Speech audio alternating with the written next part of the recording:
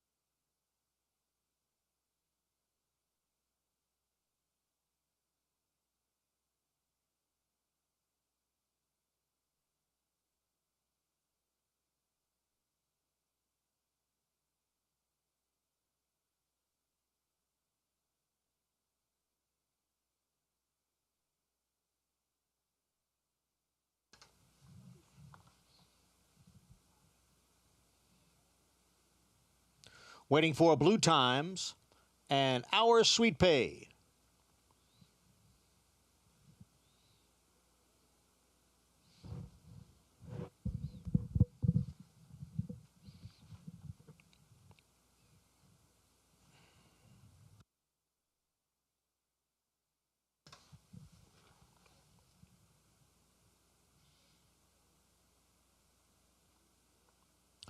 Ready for race one.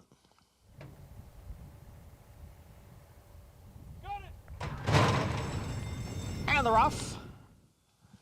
It is Mose who's going out for the early lead. And on the outside moving up is Blue Times. And Blue Times has now taken over. Mose down on the inside, a close-up second. Then comes Accept Temptation, who is now gaining ground on the outside from third. Blue Times is the leader with 1 lap to go. Accept Temptation runs in second. Mose down on the inside in third. Then Pruning in fourth. Investment Income down at the rails in fifth. And then it is Our Sweet Pea and Exotic Cat trails the field in seventh as the field moves around the clubhouse turn after an opening quarter mile in 23 and 3. And it is Blue Times, the leader here by a length. Accept Temptation on the outside in second. Just in behind is Mose, Rating in third. Then comes Pruning on the outside in fourth. A length and a half back to Investment Income. And she's followed by Our Sweet Pea and Exotic Cat as they continue along through a half mile in 48 and 3. Blue Times setting the pace here and leading by a little more than a length. Accept Temptation, long shot running in second.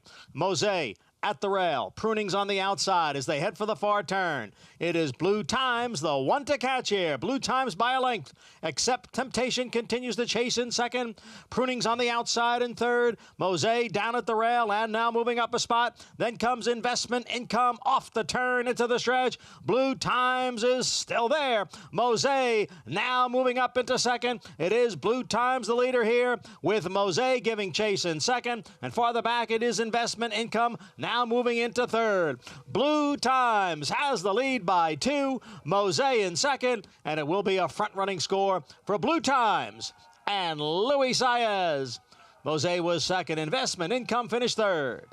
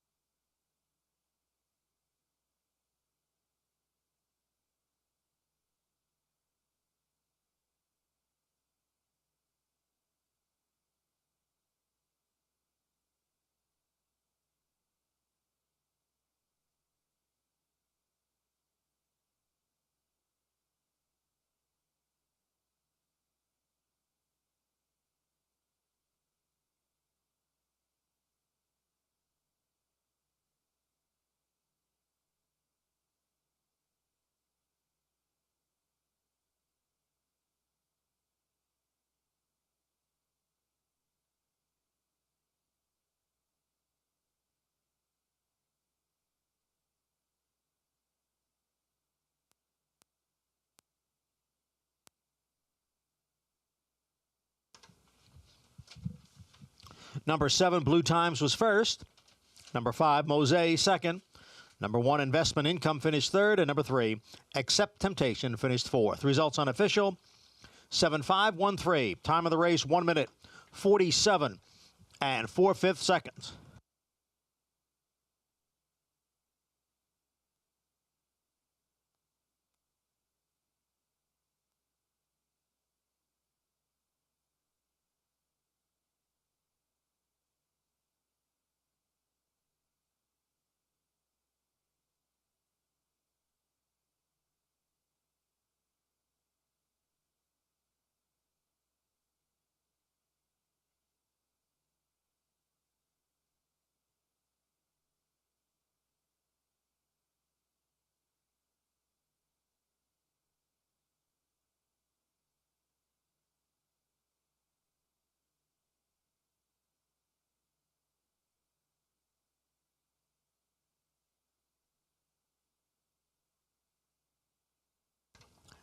Number 7 is Blue Times, a 3-year-old chestnut filly by Not This Time, out of Crafty Blue Cat by Crafty Shaw.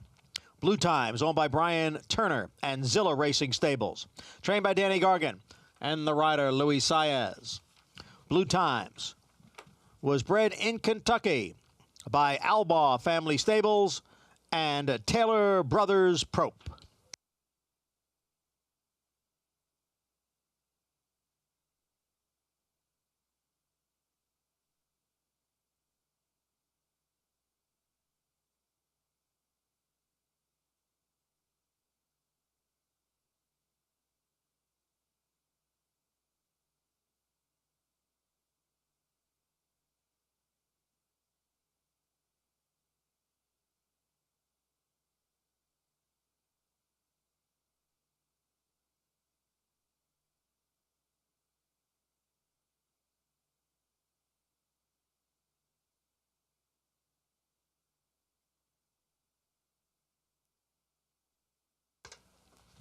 First race official, the Exacta, $7.70, the Trifecta, $8.70, and the Superfecta pays $5.30.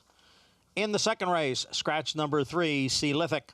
Scratch the 3, we have Exacta, Quinella, Trifecta, Superfecta, double pick 3, and pick 4 wagering. Post time in 21 minutes at 12:20.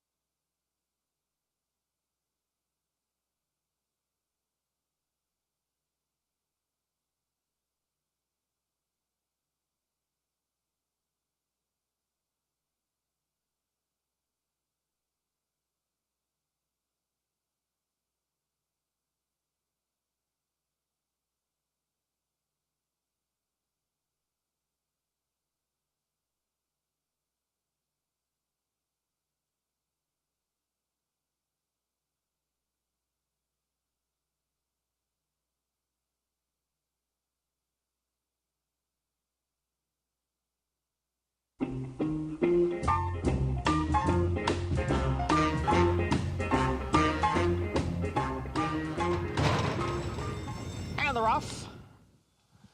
It is Mosaic who's going out for the early lead. And on the outside, moving up, is Blue Times. And Blue Times has now taken over. Mosaic down on the inside, a close-up second. Then comes Accept Temptation, who is now gaining ground on the outside from third. Blue Times is the leader with 1 lap to go. Accept Temptation runs in second. Mosaic down on the inside in third. Then Pruning in fourth. Investment Income down at the rails in fifth. And then it is Our Sweet Pea and Exotic Cat trails the field in seventh as the field moves around the clubhouse turn after an opening quarter mile in 23 and 3. And it is Blue Times, the leader here by a length. Accept Temptation on the outside in second. Just in behind is Mosaic, rating in third. Then comes Pruning on the outside in fourth. A length and a half back to Investment Income. And she's followed by Our Sweet Pea and Exotic Cat as they continue along through a half mile in 48 and 3. Blue Times setting the pace here and leading by a little more than a length. Accept Temptation, long shot running in second. Mosaic at the rail. Pruning's on the outside as they head for the far turn. It is Blue Times, the one to catch here. Blue Times by a length. Except Temptation continues to chase in second. Pruning's on the outside in third. Mosaic down at the rail and now moving up a spot. Then comes Investment Income off the turn into the stretch. Blue Times is still there. Mosaic now moving up into second. It is Blue Times the leader here with Mosaic giving chase in second. And farther back it is Investment Income now moving into third. Blue Times has the lead by 2. Mosaic in second, and it will be a front-running score for Blue Times and Luis Saez. Mosaic was second. Investment Income finished third.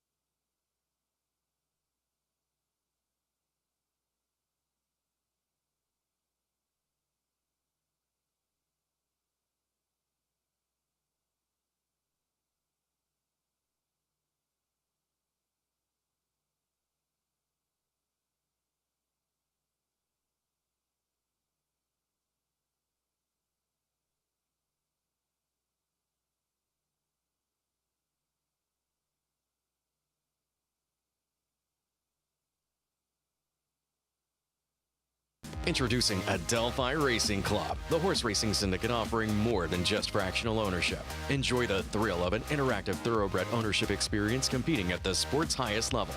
Attend events where you'll interact with top trainers, industry professionals, and club members. We've cheered on winners from coast to coast at top tracks such as Santa Anita and Saratoga. And it will be Exotic West. Become part of a group that celebrates success together. Visit AdelphiRacing.com and join the club today. No sport in the world brings the wins home like racing. It's one-of-a-kind, high-speed, high-stakes action, and Naira Bets takes you there. Place your bets and watch the races live from anywhere. With Naira Bets, make easy, secure deposits and promotions every day to earn reward points or cash. Download the Naira Bets app or visit NairaBets.com.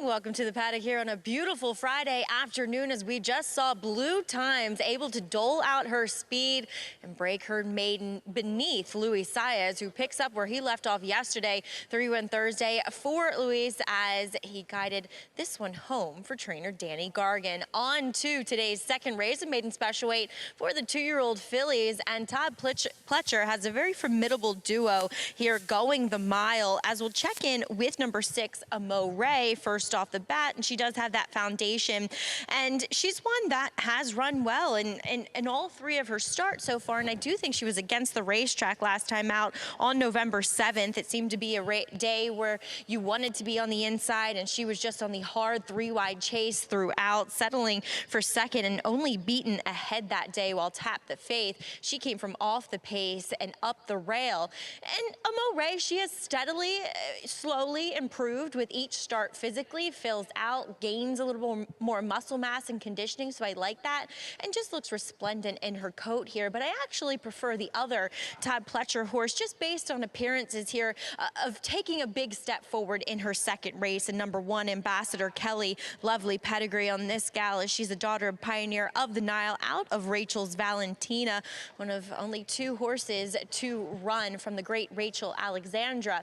Now, she was one that debut going the 6 furlongs, and she had this series of 3 gate drills, hinting at the fact, coming into that race, hinting at the fact that she just was not very quick away from the stalls. And we saw that in that debut effort. And furthermore, watching her workouts and also watching the race, she just has a very big, long stride. And with the pedigree in mind, I think this is a very logical step out in distance. Furthermore, she was very laid back in that debut, and today she came in here to this Aqueduct paddock with a purpose. She is marching, she's eager, she's into the bridle, and furthermore, she's put on more conditioning, and she just looks so healthy. I really like what I'm seeing from Ambassador Kelly in her second start, and love the fact that she gets a one-turn mile. Number 2 is Early Glow. She'll go from turf to dirt for Bill Mott. Interesting pedigree for this girl by Medaglia d'Oro. She is the dam was a multiple graded stakes winner, albeit on synthetic in Dubai. She's also a half to Antoinette, multiple stakes winner on both surfaces. So looking at her, she does not look overly turf, and she's a really big, stretchy filly, and a lot of times these ones just take a while to put it all together physically, to put it all together mentally too. But I do like the surface change. I don't know if she's necessarily going to be able to get the job done though over the more fancied individuals here in race 2. As a first-time starter, number 7, Glamorous Days. Speaking of interesting pedigrees, this one by Ghost Sapper out of Life at 10, who was a multiple grade 1 winner, going long on the dirt. Now, she has not produced much, to be fair, on the racetrack, and I remember Orsay, I think, was the latest one that she had, and I remember Orsay, she never looked as though she carried her weight. She just looked so difficult to manage. She always looked as though she was really sucked up behind and never comfortable. This one a little bit different. There's a little more size, there's a little more scope and ranginess to Glamorous Days for Shug McGahee here. She comes in looking very fit. She looks like she wants to run all day. Though, considering the fact that we have not seen much production from Life at 10 yet, I think I'll take the wait and see approach. We are circling here in the paddock with 7 minutes to post. I think we will send them out shortly here for race number 2. Good luck.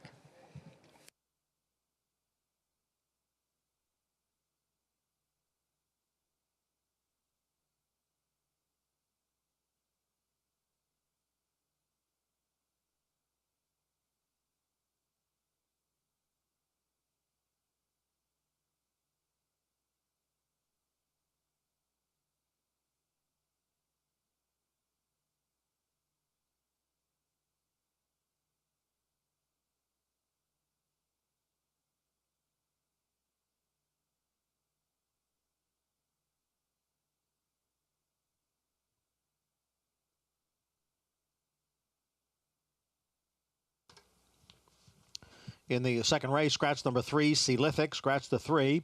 No bends in this race, no bends. We have Exacta, Quinella, Trifecta, Superfecta, double pick 3, and pick 4 wagering. Currently 6 minutes to post.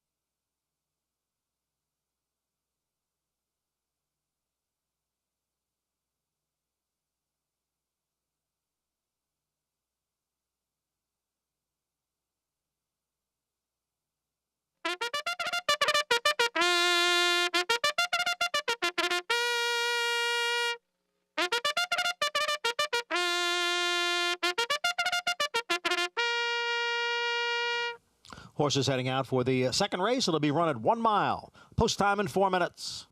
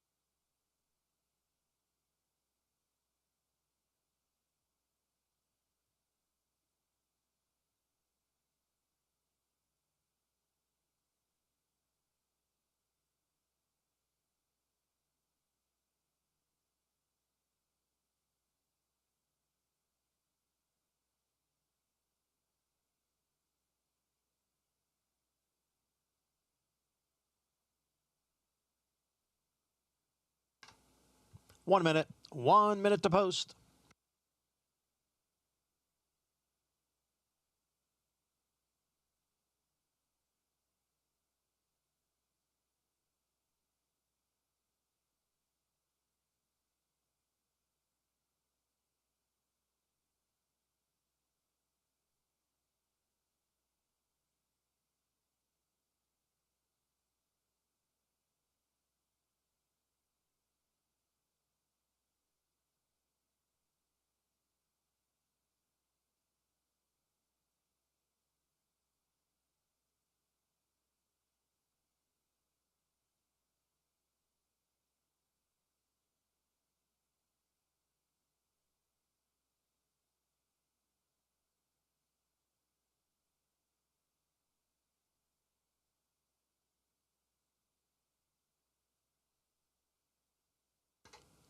The horses are now nearing the starting gate.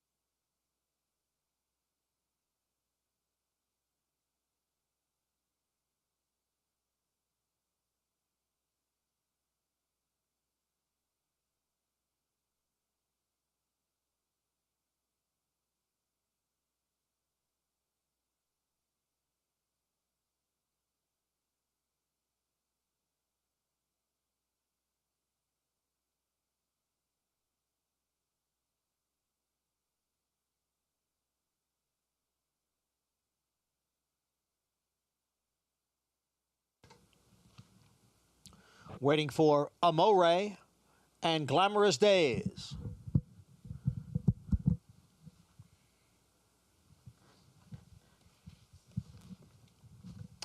In the gate.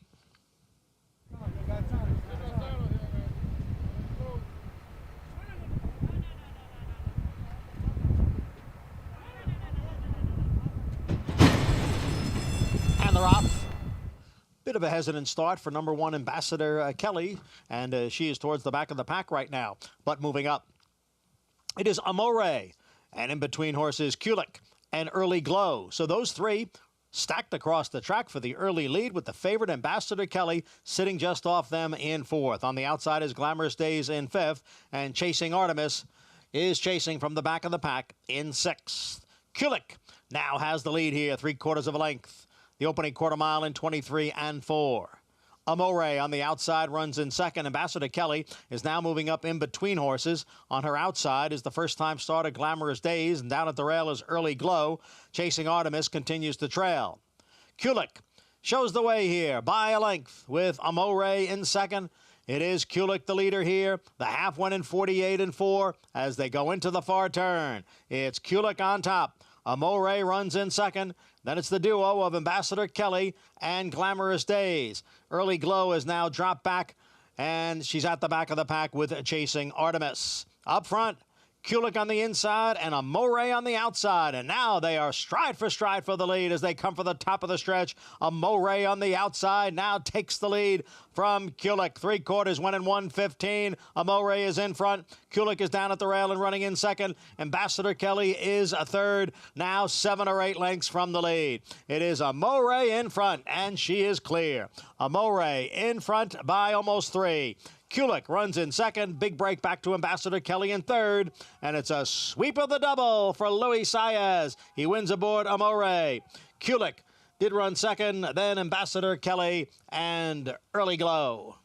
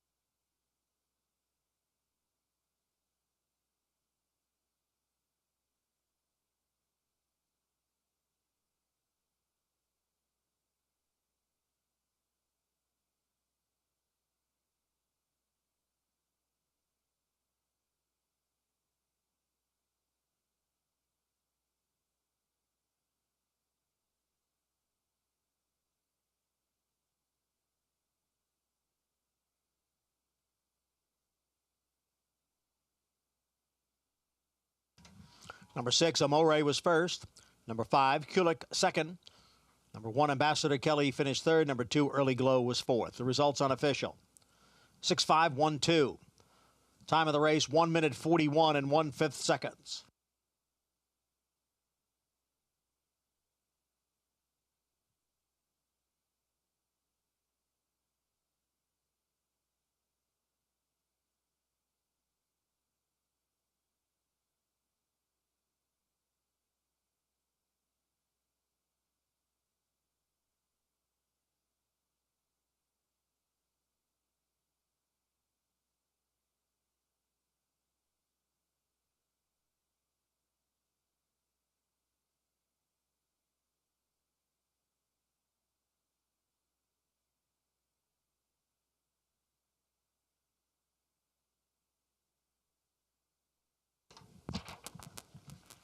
Number 6, Amore, 2-year-old dark bear brown filly by Uncle Mo, out of Margaret Ray by Pioneer of the Nile. Amore is owned by My Racehorse Stable and Spendthrift Farm, trained by Todd Pletcher. The rider, Luis Saez, he takes both halves of the first double. Amore was bred in Kentucky by T&G Farm of Kentucky.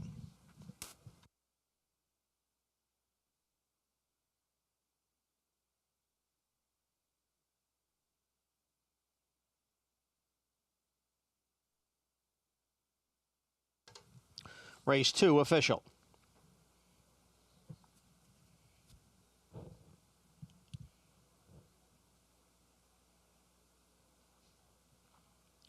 The exacta 860, the double 720.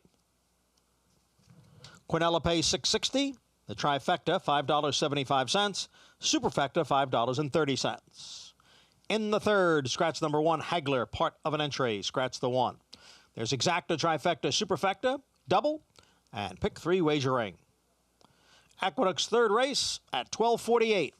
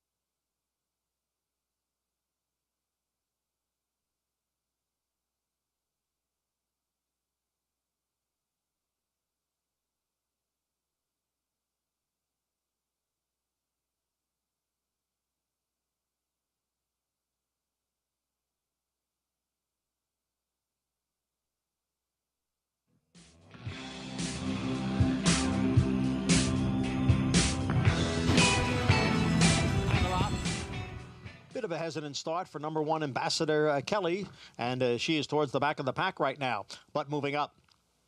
It is Amore, and in between horses, Kulik and Early Glow. So those 3 stacked across the track for the early lead, with the favorite Ambassador Kelly sitting just off them in 4th. On the outside is Glamorous Days in 5th, and Chasing Artemis is chasing from the back of the pack in 6th.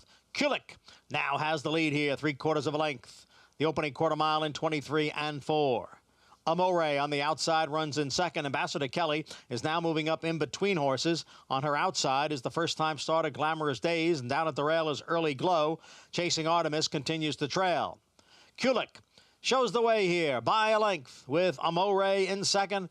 It is Kulik the leader here. The half went in 48 and 4 as they go into the far turn. It's Kulik on top. Amore runs in second. Then it's the duo of Ambassador Kelly and Glamorous Days. Early Glow is now dropped back, and she's at the back of the pack with Chasing Artemis. Up front, Kulik on the inside and a Moray on the outside. And now they are stride for the lead as they come for the top of the stretch. A Moray on the outside now takes the lead from Kulik. 3/4 went in 1:15. A Moray is in front. Kulik is down at the rail and running in second. Ambassador Kelly is a third. Now 7 or 8 lengths from the lead. It is a Moray in front, and she is clear. A Moray in front by almost 3.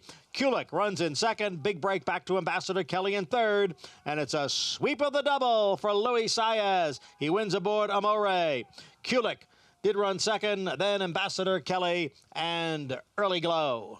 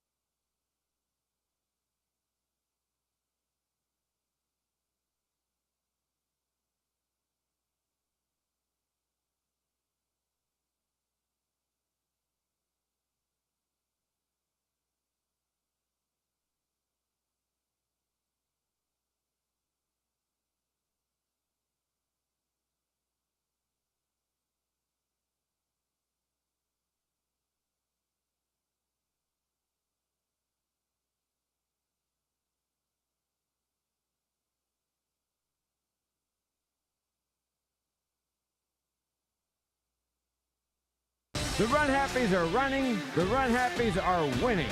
But it is all happy soul. It will be run to daylight. And Run Up will make every pole a winning one in the sorority Breathtaking move around the far turn. Nifty maneuver between horses through traffic. Swung wide, kicked on, and Smile Happy the winner. Don't miss out on the stallion value of a lifetime. Call Bernie Sams right now and book your mare today. Eclipse Champion Run Happy, standing at Clayton Farm. Blood Horse Plus, available through bloodhorse.com, provides exclusive, timely, and unmatched content to subscribers, including Fox Sports, Blood Horse branded weekly programs, a detailed stakes winners section, behind-the-scenes videos from Blood Horse staff, on-demand access to deeper horse statistics, and a $5 monthly credit to equineline.com. Upgrade to Blood Horse Plus today. Racetrack Television Network brings you every race, from every track, on every screen, every day. With monthly packages starting as low as $5, RTN gives you great value and access to more live HD streaming and race replays than anyone. Visit RTN.tv today to sign up and watch on almost any device, including Roku and Amazon Fire. Use promo code TRYRTN for a 5-day free trial.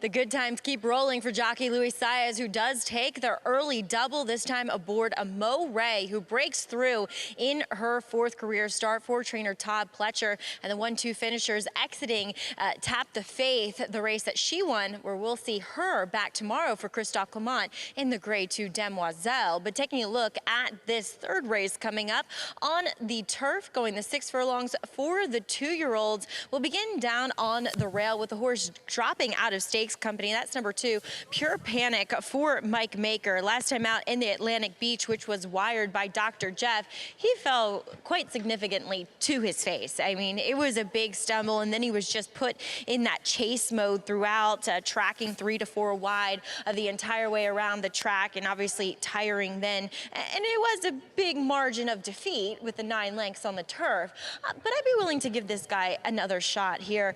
He just looks very good for his connections. Hopefully he gets away cleaner. He's now drawn towards the inside. Just a solid individual by Summer Frontier. And I like what I see from him. He just looks like the one that's most well suited to being a turf sprinter, where we'll take a look at number 3, Cool Lauban, who we see all of the horses that were in Mark Cassie's barn, the New York breds, I should say, stabled at Belmont, have been given to other trainers since Mark not having a string here this winter. But Cool Lauban will return off of a short layoff for Chris Engelhart, going back to the turf, which is the surface in which he broke his maiden on. I was actually kind of hopeful that he'd run a bit more in the notebook last time out trying the dirt, but that's neither here nor there now. He's back on the turf. He's a little bit more relaxed than what I'd seen from him in the past. He does come back wearing the front wraps, but Chris Engelhart runs all of his horses, and that's so I really don't put much credence in that factor. So we'll see what he does here. The New York bred facing Open Company for the first time. Moving on to number 6, Midnight Worker. He returns to the turf after finishing 4th, 2 back in the Grade 3 Futurity behind Slipstream. He was a horse that I was pretty optimistic about taking to the turf. I just think he wants to run longer. His 2 dirt races on either side of that turf effort have been at a mile. I'd love to see him going a mile in turf, but he doesn't get it here. He looks great overall. I just don't think this is the right distance for him, to be honest, though. Again, he broke his maiden sprinting on the dirt, but that's been his slowest figure to date. Then one of 2 fillies taking on the boys here. Number 7, Oreka, for Grand Motion, comes out of the Chelsea Flower, and she'll turn back in distance. I like this turn back. She was primarily running at sprint distances in France. She's built like a sprinter. She's smaller. She's short coupled. Nice engine on her behind the saddle. I think she's pretty intriguing, given too the fact that she had to steady fairly significantly at the quarter pole in that Chelsea Flower behind Mischievous Kiss, who was really getting the run on her at that point. And then she just kind of tired within the last, 8th to 16th of a mile. So coming up short, going a mile and a 16th, the way she ran, it just makes sense to me with this turn back in distance. And while she is a little bit smaller than some of her male counterparts in here, I just think she fits nicely in this condition. We have 6 minutes to post. We'll send them out shortly here for race number 3.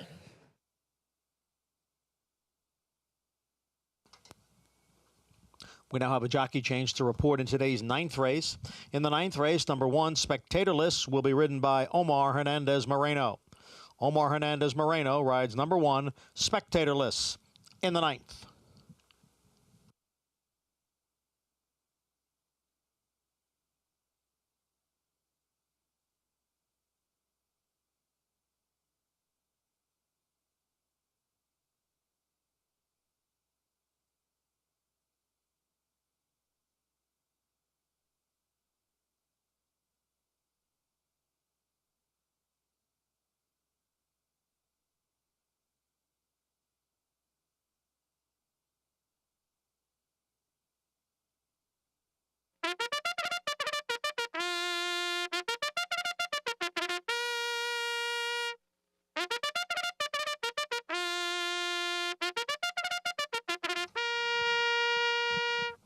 Horses coming out for the 3rd race. It goes on the outer turf at 6 furlongs. Scratch number 1, Hagler, part of an entry. 5 minutes to post.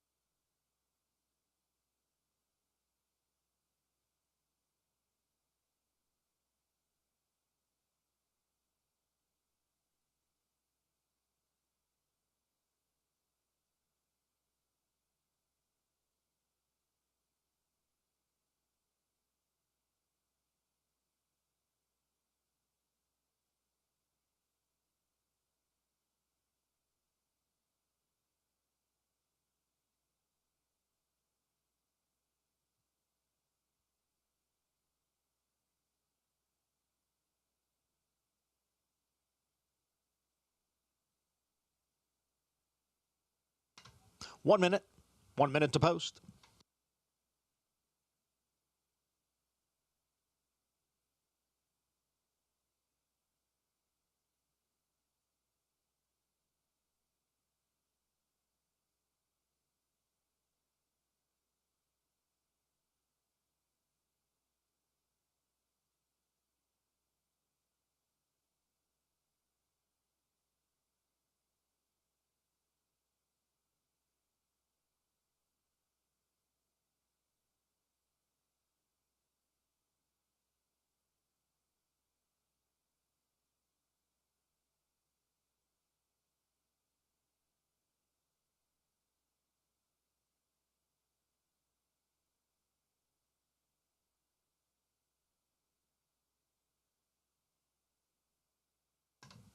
The horses have now reached the starting gate.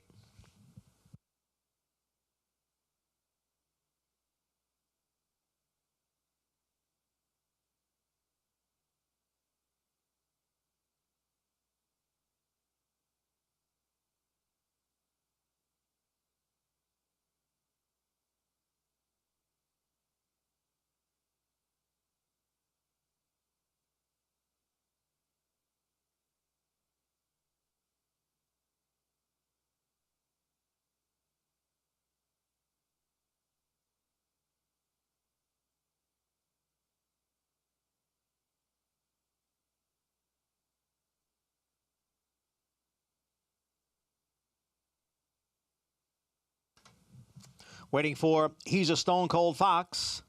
And not yet, Charlie.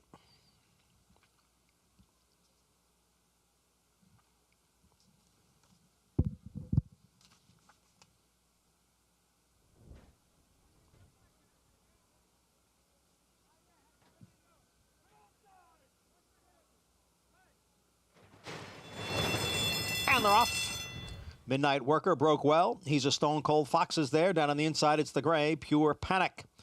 So it's He's a Stone Cold Fox and Pure Panic right together as they move up the backstretch. They've opened up 3 lengths already on Midnight Worker, who is in between horses. Not yet, Charlie's on the outside, racing in 4th. Cool Lauban down at the rail in 5th, and alongside is Oreca in 6th. It's 6 lengths back to open till midnight. Trailing the field is Our Tiny Dancer. The quarter, 22 1/5 seconds.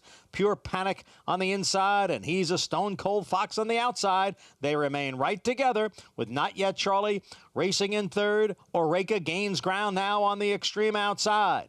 Then it is Cool Lauban is down towards the rail. Midnight Worker has been shuffled back to 6th and is looking for a way through. The half went in 45 4. And here is Oreca on the outside of Pure Panic. And now those two are right together with 1/8 of a mile to the finish. Oreca on the outside. Pure Panic continues to battle on. Midnight Worker is in 3rd. Now a 16th to the finish. It is Pure Panic putting in a gutsy effort today. And Pure Panic will be the winner. Oreca was 2nd. Then Midnight Worker and a Cool Lauban.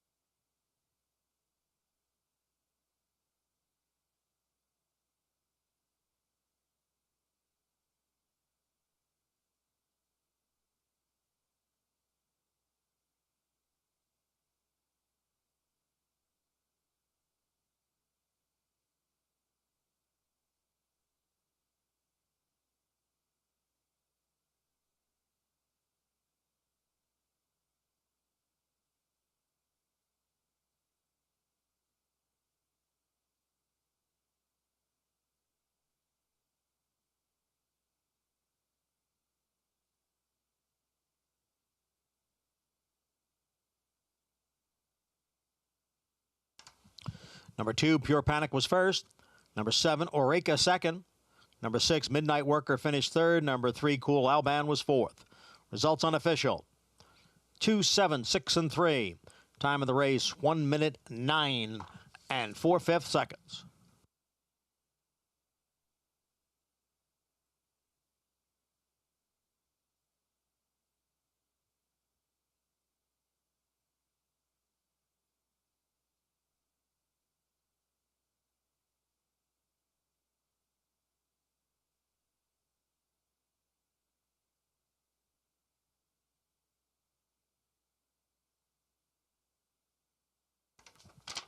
Race 3 official. The winner, number 2, Pure Panic.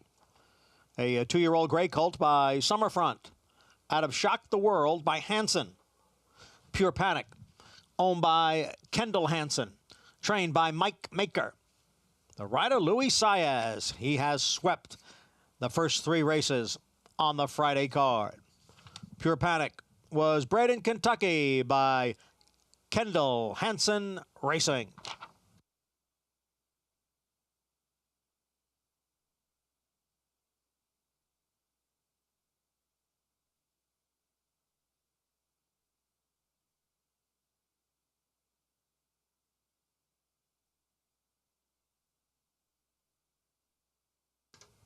Exacta pays $21.80.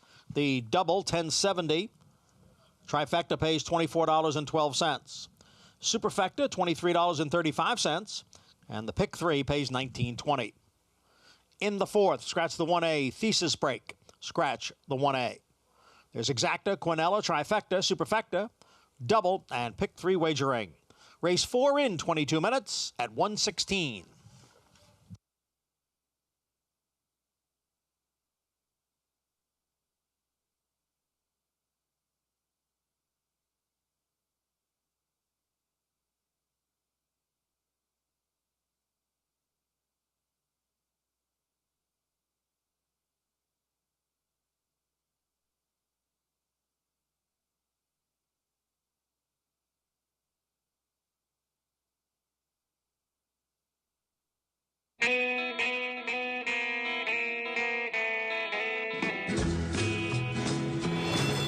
And they're off.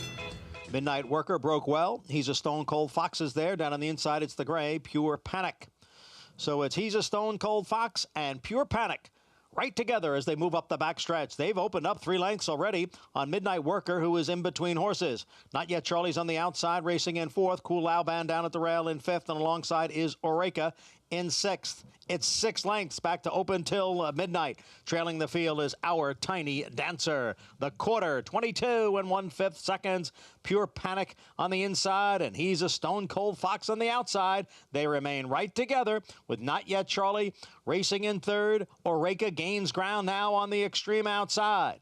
Then it is Cool Alban is down towards the rail. Midnight Worker has been shuffled back to 6th and is looking for a way through. The half went in 45 and 4. And here is Oaklawn on the outside of Pure Panic. And now those two are right together with 1/8 of a mile to the finish. Oaklawn on the outside. Pure Panic continues to battle on. Midnight Worker is in 3rd. Now a 16th to the finish. It is Pure Panic putting in a gutsy effort today. And Pure Panic will be the winner. Oaklawn was 2nd. Then Midnight Worker and a Cool Alban.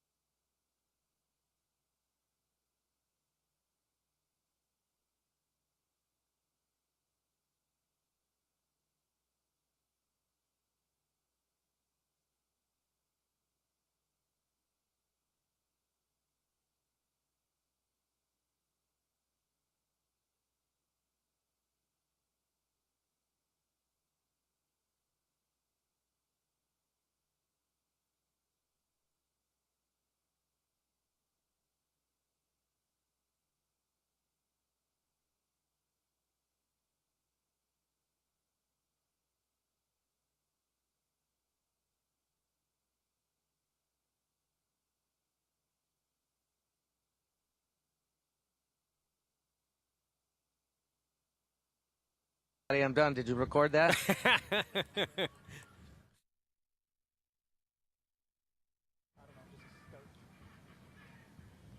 One, two, three, four, five. I do not hear myself, Danny.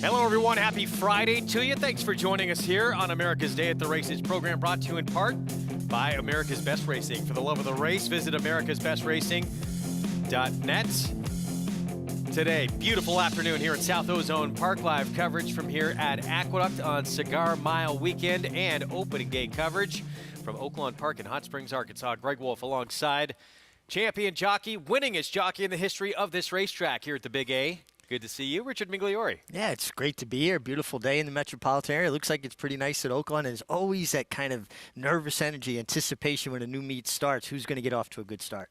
All right, we're going to have early action for you from Oaklawn coming up. Let's take a look at today's races presented by Claiborne Farm.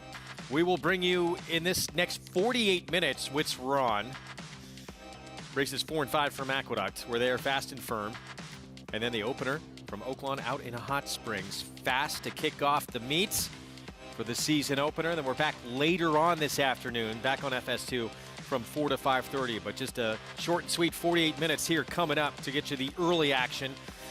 You can play it all, of course, by getting signed up and started with Naira Bets. Go to nairabets.com, download the app, and take advantage of that $200 deposit match sign-up bonus. With that promo code right there, bonus 200, and bet any track, anywhere, anytime, including a massive Pick 6 carryover today, beginning in race number 5. 2-day carryover here in the Pick 6 at Aqueduct. Close to what, 270,000 or 288,000, I believe. We're going to get up and over $1 million easy today, and it is a very difficult sequence. So that's coming up later today in race 5. Meanwhile, opening day we're very excited about out in Hot Springs, Arkansas. Let's check in live with Hall of Famer Gary Stevens. Thanks, Greg. And I'll tell you what a treat this is. First time ever in the history of Oaklawn Park that they've opened up in December. And it doesn't feel like December. It feels more like a spring day. It was 80 degrees yesterday. It's overcast today, but it's 70 degrees out. People got their just sweaters on, and it couldn't be more beautiful. We got some great racing coming up this afternoon, 9 races. Join us back later on. The 8th race, the Advent, and it's a full two-year-old colts going 6 furlongs today. Should be exciting. I know I'm looking forward to this, to get things kicked off here in about 40 minutes, guys. All right, Gary, we look forward to it. Always such a tremendous atmosphere at Hot Springs. We talk about it. It's sort of like a Saratoga of the Midwest. Gary, by the way, he's going to be extremely busy this meet, obviously working with us, and he's going to be handling the book for 2 riders, Tiago Pereira and Giovanni Franco. Yeah, 2 riders that have been riding in Southern California. They don't have a tremendous amount of horse inventory in California. They're 2 very, very talented riders that just need opportunities, and they've got the right guy in their corner in Gary Stevens, not only a Hall of Fame rider himself, but a student of the game and somebody that has connections. He should be able to get them opportunities, and they certainly have the ability to make the most of those opportunities. Franco had a great meet at Oaklawn in 2017, so I'm sure connections will remember him well from back then. Let's bring you the 4th Here at Aqueduct, race 4, maiden special weight, 3/4 of a mile in distance. And a look at the current field. Public saying right now, let's just, when in doubt, go with Chad Brown and Klarovich. First-time starters, the remaining half of the entry here, Default Protection, who will actually break from post 3 in here. We'll have more on this field coming up when we return from a short timeout. Stay with us, just getting started here on America's Day at the Races on FS2. We'll have the post parade for the 4th when we come back. A Grade 1 winner of nearly $2 million, Silver State hails from the sire line of legendary Claiborne stallion Danzig. And his second dam is full sister to Kentucky Derby winner Monarchos. After winning the Oaklawn Handicap, Silver State defeated Knicks Go in the Grade 1 Metropolitan Handicap. On the board in 12 of 14 starts from ages 2 to 4, his career included a 6-race winning streak. Grade 1 winner Silver State, standing at Claiborne Farm.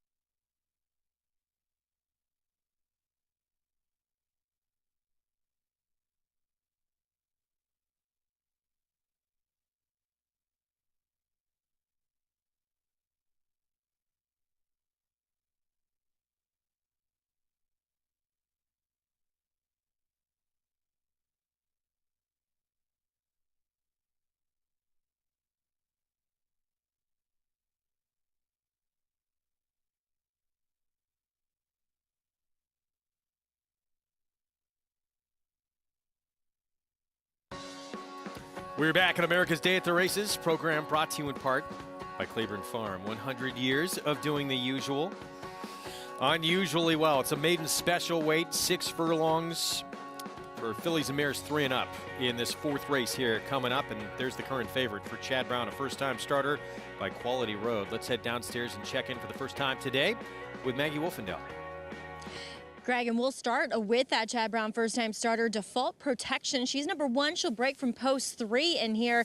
Now, as far as pedigree goes, she is a half-sister to Square Shooter, who's an accomplished sprinter on both surfaces. Actually, the bulk of his success coming on the turf, and she's kind of a filly that, looking at her pedigree and looking at her, too, she could handle either surface. But she is definitely a sprinting type. She's built in that downhill kind of angle, elevated hindquarters going down into the points of her shoulders. Now, she is very laid back here, so she's not giving off any indication that she's particularly sharp, that she's going to show a lot of speed. She still could, just my observation. But furthermore, she just doesn't look quite as fit as you've come accustomed to seeing a Chad Brown first-time starter. She just looks like a race would be beneficial to, as I like to say, kind of come up. Everything needs to tuck up, needs to develop over the top line. I'm going to proceed with caution with taking a short price on Default Protection. Number 2, Intense Honor, I think is really interesting. Getting to the dirt for the first time for Horacio de Paz. She's a daughter of Honor Code, who's more proficient with his dirt horses. Out of a dam who produced Money Multiplier, who is a multiple graded stakes winner on the turf, but also Intense Holiday, who did all of his running going long on the dirt. He was a graded stakes winner, winning the Risen Star for Todd Pletcher. She does not look like a turf horse at all. I like her getting on this surface. She's very sharp in her third career start. She looks very fit. I think she's a little interesting with the surface change in mind. Then there's a layoff runner, one of two in here. We'll look at heels together here in the paddock for Christophe Clement. She's had quite a few stops and starts in her brief career thus far. You know, she's one that comes in yet again in the tail end of her 3-year-old campaign. She has always looked fit. She's always looked well conditioned. She could look a little bit better in her coat. She could have a little more energy, is something that I noticed with her in her last start, or first start, I should say. She was just a little bit more engaged in the paddock. She's fine. I could see her winning, but thought there were more interesting propositions here, Greg. All right, Maggie, thank you. She's very, very cold on the board. That is not a great sign either from one of the top barns here in New York, Christophe Clement. She was 5-2 morning line. She is 6-1 right now. We haven't seen her since April. Debuted at Aqueduct, and then she went to Tampa in a race we're going to show you. Just about everybody who came out of this race, their figures declined in their next starts. That's not a good sign. And the fact that she's been away for so long, you know, raises questions. Obviously, Christophe Clement is a trainer who knows how to get horses ready off the layup, so being cold on the board, I think, is significant. We say it a lot. Let the board be your friend. And yeah, it's wrong at times, but a lot of times it is spot on. And it's telling you right now, heels together, stay away at that price. We're going to see the favorite first, 9-5 on default protection. That's the first-time starter for Klarovich and Chad Brown with Irad Ortiz Jr. Yeah, Maggie talked about it. The mare's a producer. She's had 3 winners, including Square Shooter, who won on debut. It was a 6-time winner and minor stakes place sprinter as well. The rail to the two Intense Honor, Horatio de Paz. Another one from a pedigree standpoint. Maggie talked about it. Intense Holiday, grade 2 winner on the dirt. And she says from a physical perspective, looks like she should handle dirt. First time on dirt for that one. Here's heels together. We showed you that race at Tampa. That was all the way back in April. Haven't seen her since. Yeah, and she was well beaten that day, never threatening the winner. Hails from a good barn. 3-1 next door on this one here. Daughter of Violence for Charlie Baker. Tried to go gate to wire last start, wound up second. Yeah, and ran well last time. Still feels like she'd have to improve a little to justify the 3-1. Rombeek, double-digit odds at 10-1 for Bobby Robato. Yeah, she started her career on dirt, was second, well beaten in one of them, would have to improve as well. Next door, very intriguing filly who debuted for Shug McGahee back in October of last year. Haven't seen her since. Dam was a grade 3 winner who produced 10-time winner First Growth, also produced Alondra, who was third in the Alcibiades, and she had to deal with the Kentucky Oaks winner in her debut. Yeah, I mean, look at the race she came out of. Malathot won on debut. Shug McGahee's barn is really heated up, 30% at the meet so far. Our Jessica, first-timer for David Donk, the Dam's only foal to race, won her debut. And this mare also won her debut in her first 3 starts, so there's precocity in the pedigree. I thought she was very interesting. Dave Donk, not known for winning with first-time starters, but is capable of doing so. And if nothing else, you're going to see speed out of Madame Rose, the big long shot outside. He gets a 10-pound apprentice, so you're getting a big break in weights. Rider gets 10-pound allowance when they haven't won 5 races yet, so I do think she is the pace. You can follow along in the program this afternoon with 3 Equibase past performances. Get all the stats and the jockeys, trainers, owners. Go to NYRA.com/TV schedule to download your free Equibase past performances this afternoon. And of course, that $288,000 double pick 6 carryover coming up in the next race. The first leg begins in race 5. Let's head back down to Maggie. Thanks, Greg. We'll take a look at number 6, Aunt Naughty. She's coming back off of that extended layoff. Now you can catch some of her workouts on this comeback trail on XBTV, where she has been working a bit with one of Shug McGahee's pretty talented 2-year-olds in Radio Days, as she's 2 for 2 in her young career, winning yesterday with an 82 by her speed figure. Honestly, Radio Days has, with what I saw in those kind of late October workouts, was outworking her. But Aunt Naughty is a big, burly daughter of Blame. I mean, she looks more like a colt than a filly. The one thing, too, going back to my notes from last year is I did not like the way she warmed up. She never looked as though she was comfortable, and then hence we see the long layoff and the disappointing performance. But she was a big price that day, and won by a race that's probably going to be a Eclipse Award winner in Malathat. But, you know, I just kind of want to take the wait and see approach. At face value, looking at her here, I like what I see.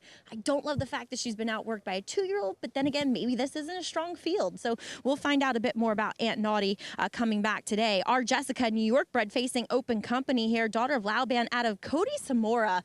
I remember Cody Samora because she was this somewhat of a lunatic filly that had quite a bit of talent. I remember she was, I mean, everybody kind of cleared the racetrack when she came onto it in the morning. She would rear up and she would do that in the afternoon. She was huge. She was very long and lanky and tall, and she has yet to produce anything quite as big as her, which I suppose is a good thing. But our Jessica, I do like the way she's put together. She was very fit in appearances in the paddock. She was a bit green with the pony, maybe possessing a little bit of her mom's attitude as well. But I thought she was interesting, you know, getting Jose Ortiz for Dave Donk in an open maiden special weight. Maybe they do feel fairly confident about her, as we see her still reluctant to hook up with the lead pony, Greg. All right, Maggie, thank you. Make it 5-1 now on that first-time starter, our Jessica. Minute to post coming up. Program brought to you in part, by the way, by Hillendale at Alapa. Trying to welcome in our moneymaker. Back-to-back years, the runner-up of the Breeders' Cup Betting Challenge, Jonathan Kinchin. JK, your thoughts here on the fourth? Yeah, look, obviously they are going to bet the Chad Brown-Klarovich first-time starter, but I'm going to kind of go a little contrarian here. I'm going to go with the 7, our Jessica. You heard what Maggie had to say about the pedigree, but the thing I like about this horse is young horse drawn towards the outside, something I always like. I feel like when they can be out in the clear, running, they don't have as much to think about. They don't have to get stopped. They don't have to start and stop. The other thing I like is I like to follow the tote board when it comes to these races with horses without a lot of experience. It's one of the tricks of the trade when you're trying to identify who's live and who's not. These horses exercise, they work in the morning. There's sharp guys and gals that are watching these horses in the morning, and you can kind of get a clue on which horses can or can't run. The 7R Jessica is bet down to 6-1 for Dave Donk, who's an outstanding trainer, but he only wins at 6% with first-time starters. So when you see a horse like this taking money into the teeth of a stat like that, it has my attention. I think the 7, our Jessica, will outrun her odds. All right, Jose Ortiz, JK, thank you. We'll be aboard for the debut. It remains, that is significant play on default protection for Chad Brown, first time out. Yeah, no doubt. And, you know, the board helps us kind of point out with horses that don't have proven form, but I thought the 7R Jessica was very interesting too. Just all the precocity and the pedigree. Sue and Gary Lundy, their Cedar Ridge farm, not far from where I live. A beautiful place. They breed a good horse. This one co-bred with Sequel stallions, but you can't overlook the fact that the Dave Donk Firster's taking significant money as well. Yeah, as JK mentioned, there she is in the background circling in those yellow silks. The 7, our Jessica for the Donk Barn, will step in with Jose Ortiz. And then the big long shot to the outside, Madame Rose. 4th from Aqueduct. We're all set. Let's go upstairs. John Imbrial with the call. And they're off. Violent Vixen out first with a Madame Rose on the outside, running in second. Heels together. Now gains ground towards the rail along with Intense Honor. And then it is Aunt Naughty who is racing in 5th. Followed by Rombeek in 6th. Default Protection down on the inside in 7th. Our Jessica is the trailer in 8th. Violent Vixen by a half length. Madame Rose is on the outside in 2nd, and it's a break of 2.5 lengths to Heels together in 3rd. The quarter win in 23-1. Intense Honor is down at the rail and racing in 4th, about 5.5, 6 lengths from the lead. And then farther back, it is Aunt Naughty, our Jessica on the outside. Default Protection down at the rail, and Rombeek is the trailer. It is Violent Vixen on the inside and big long shot Madame Rose on the outside. They are at the top of the stretch. And it is Violent Vixen who has the lead here, and she spurts clear in front now by 4. Then Madame Rose towards the inside is Heels together, and on the outside it is Aunt Naughty along with Default Protection. They're moving for the 16th pole, and it is a Violent Vixen who has this wrapped up. Violent Vixen graduates today, 1 by 5. Long layoff horse Aunt Naughty got 2nd. Photo for 3rd. Default Protection or Heels together. Violent Vixen with the win, maiden breaker in the 5th start of her career. And Eric Kensell, good for him, did not panic when that big long shot, Madame Rose, came up to her and actually put a nose in front. Didn't worry about the big long shot and goes on to a dominant win. He did the right thing. He allowed this horse to use her speed, her natural weapon, didn't get in her way. The 8, Madame Rose, took her about a 70 yards, a 16th of a mile to kind of find her stride, and then she rushed up. But by then, Eric had established the inside position, was not going to yield, and she just kept finding. Looked very comfortable turning for home. He still had horse, hadn't asked her for her best. And Violent Vixen in her 5th start for Charlie Baker, a trainer who just does such a good job. And he's got a very talented runner we're going to see later on in the card this afternoon, Gold Panda, come back, who barely got beat last start. And he felt was a little bit short in that race after 2 wins in 15 days at Saratoga. Yeah, it looked like he just tired a little bit late. Should be better for that race, but Violent Vixen, no doubt about the winner today. She was much the best. Aunt Naughty rallied well to be second, and I think a horse you do want to keep an eye on, even though it didn't look like a peer on the surface. She showed a great deal. Our Jessica was really resenting the kickback, the dirt thrown back in her face, and I think that she could probably improve if she can get a little bit of a cleaner trip. 4, 6, 1, 3. Pretty white blaze across the face of Violent Vixen, and she's going to get her picture taken now for the first time in her career. Career start number 5 breaks her maiden at 5-2 here in the 4th at Aqueduct. Eric Kensell from Charlie Baker and Happy Face Racing Stable. Big pick 6 carryovers coming up next in New York. We also will get you out to Hot Springs, Arkansas, as we get set for the first from the meet out at Oaklawn Park. Stay with us. We'll be right back.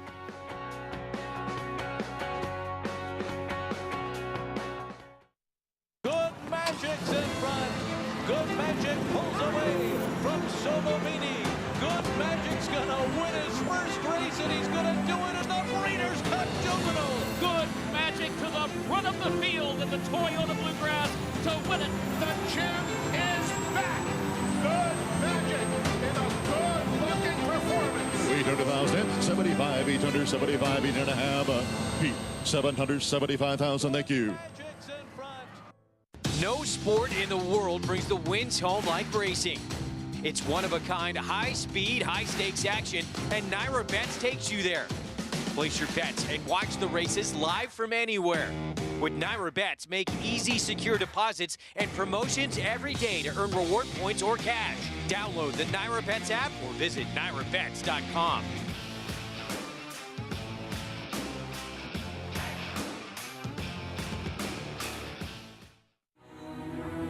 This season at Oaklawn, we've got more of everything. More of the top thoroughbreds in the world.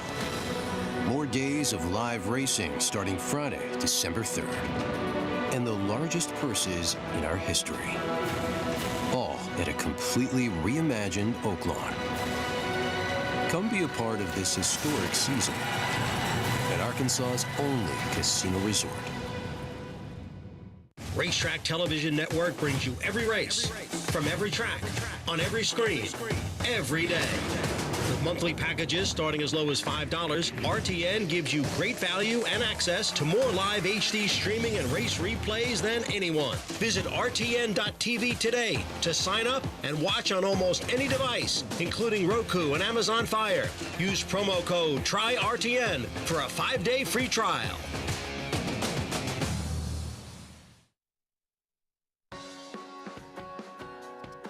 We're back on America's Day at the Races. Good to have you with us on this Friday afternoon. Cigar Mile weekend, and also a couple of 2-year-old races coming up on Saturday with points on the line to get into next year's Kentucky Oaks and Kentucky Derby. 4th at Aqueduct, Violent Vixen. Eric Kensell broke sharp, forwardly placed, and goes on to the win. Just starts are so important. You break cleanly, you establish your forward position, you make everybody else adjust around you.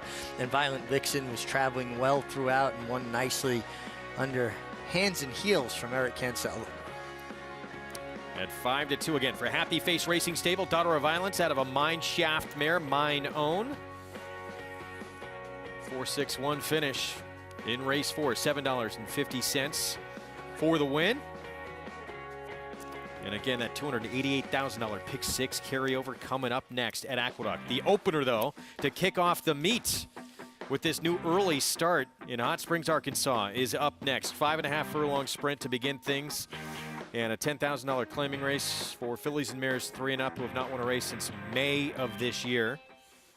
And board reflecting a very wide open race. Here is Take Charge Erica, who will drop down from 25 to 10. A 3-time winner at Oaklawn, has speed from the rail. Mary Alice, 5-1 next door, 4-time winner. Yeah, but 0 for 6 at Oaklawn. And I do think early in the meet you want to look at horses that are proven over a particular course. Or who've done nothing wrong here, like the 3 who's never been here. Honey Parade, big drop from open 25. Yeah, this is a big drop in class. People want to get off to a good start at the meet. We'll talk more about why you can take an edge the first day of a meet. Little Miss Hot Mess, David Vance. Yeah, another one that she's got competitive numbers. Should be all right there. Should see speed from Aerosphere, the 5. Yeah, she could have a say in how this race is run. Not so sure she'll be around at the finish. Turf to dirt move with Diva DeKayla. Yeah, but she's run well on dirt in the past, too, and gets the ageless John Court aboard. 60 years old and still going strong, John Court. And then Custom for Carlita will cut back in distance on the outside. Actually moving up in class, running for 5,000 at Delta Downs. 5 minutes away from the opener at the meet here at Oaklawn. Let's check in with resident Hall of Famer live on site in Hot Springs for opening day, Gary Stevens. Yeah, guys, it's $10,000 claiming race, but don't let that steer you wrong. These fillies, this race was written for horses that haven't won a race since May of this year, so it's been a long time in between pictures for all these fillies. But I'm kind of hanging with Little Hot Mess in here. I think she's going to get a good pace set up in front of her. She likes to stalk. She's been protected in her last 2 races, meaning $10,000 starter races. She wasn't for sale in those races. She was off a layoff last time out. She ran really well, one of her better races that she had run in quite a long time. So second race off the layoff today. I think she's going to sit right in the pocket. There's 3 speed horses in here that if they go, could set up very nicely for Little Hot Mess, guys. All right, Gary, thanks. 4 minutes away from the first race of the meet. Let's go back to Jonathan. Yeah, Oaklawn always a very tough meet because there's a lot of horses shipping from all different places. In this race, you got horses from Louisiana, Oklahoma, Kentucky, Texas. Hook 'em horns, kind of. Not right now, but in theory, hook 'em horns. I agree with Gary. I like the 4 Little Miss Hot Mess. There's a horse that is dropping in class. Like Gary mentioned, this horse has been running protected in starter allowance races, meaning that she was not for sale in those races. She is now. She's got speed. I think she's going to love the cutback from 7 furlongs to 5.5. So Oaklawn, like I said, very, very tough. But to get this thing started, I love the 4 in this race. So does the public. 2-1 favorite right now. You got 5 of the 7 in this field, Mig, between 2-1 and 5-1 on the board. Very competitive, and that's what you see all year with the Oaklawn season. People come, they put their best foot forward. They're all trying to get it done, and very competitive racing there. I thought the 3 Honey Parade was kind of interesting. She ran for 25. She's dropping in for 10. Now, the only people that are eligible to claim a horse at the start of a new meet are people that have started a horse at the meet.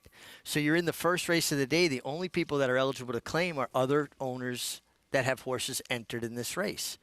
So in some respects, when you're dropping a horse from 25 to 10 at the beginning of a new meet, you have a little bit of a base on balls, because not as many people are eligible to step in and claim your horse.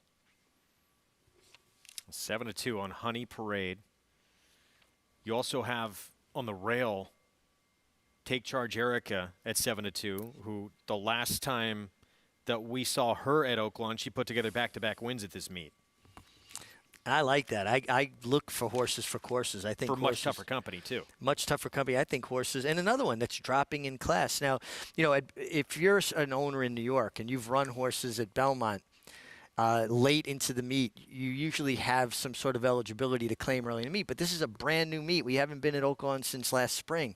So, again, it limits the pool or the eligibility, if you will, of horses that can be claimed or owners that can actually claim a horse out of the race. And I think Take Charge Erica, with her record at Oaklawn, 3 wins there, has to be respected. Taking a big drop from Churchill last time out. She'll definitely need to turn that form around, but nothing like facing easier company, going back to a racetrack where you've been at your best to get it done. And there she is, the mare we've been talking about. Take Charge Erica here. Last 8 consecutive meets, Ricardo Santana Jr. has been the leading rider here in Hot Springs, Arkansas. We'll see if that changes this year.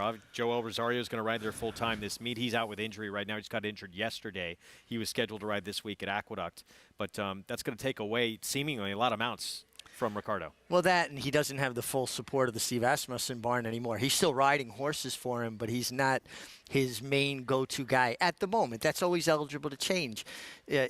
Relationships between jockeys and trainers, jockeys and owners, is always an ebb and flow. Sometimes you're in a better place with them, better communication, things are gelling. The best thing to kind of soothe any kind of bad feelings or any open wounds is wins. That heals everything. Ricardo Santana Jr. will have an opportunity to do that for the Asmussen barn in the finale on today's card. That's going to be with Flash Magic from that outside post and that 11 horse in that last race. But yes, strange to see, even just a couple of months ago this summer at Saratoga, how much success they had together. Ricardo was still the main man for the Asmussen barn.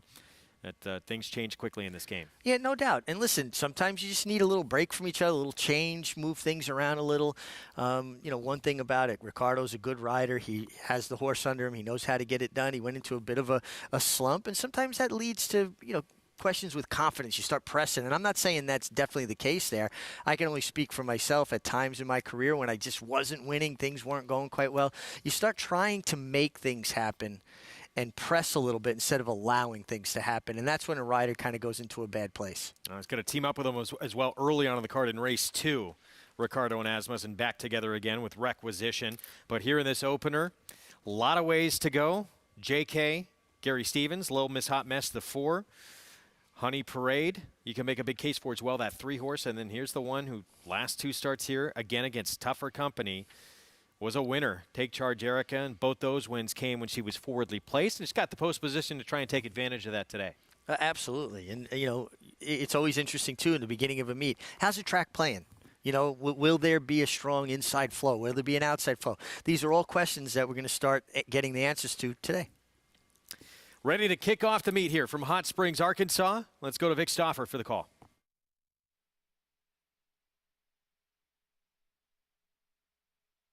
Custom for Carlita to the outside. They're at the post. December Racing is off at Oaklawn.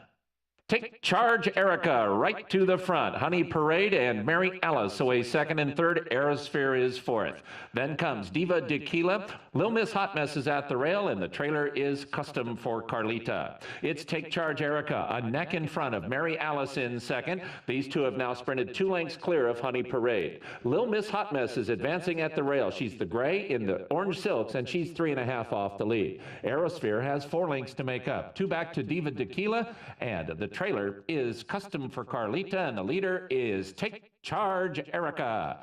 Take Charge Erica and Mary Alice 1-2. Honey Parade going to race up 3 wide in third. Lil Miss Hot Mess stays at the rail and advances in fourth. 4 of them to the final furlong. Take Charge Erica is just in front of Lil Miss Hot Mess, who moves through from the inside to try to run her down in the final 16. Take Charge Erica in front. Lil Miss Hot Mess tries, but Take Charge Erica is very hard to get by. Take Charge Erica! Take Charge Erica beat Lil Miss Hot Mess. Diva Tequila was third, close for fourth. Last 3 times now she's been at Oaklawn. Take Charge Erica has been a winner. 1-4, looked like the 6 got third. She went into the race, the only filly in the race to have won a race at Oaklawn Park. 3 wins actually at Oaklawn Park, and now exit the race as the only filly or mare to come out of the opener at Oaklawn with a win at Oaklawn, now with her 4th, and she was very game. Little Miss Hot Mess got the rail run, and she just was not going to let her by. You see how determined she was. Take Charge Erica, 5-year-old mare, remembering where she's at, back at her favorite racetrack. 4th win of her, or 4 of her 8 wins, I should say, coming here in Hot Springs. Prices when we come back. Stay with us.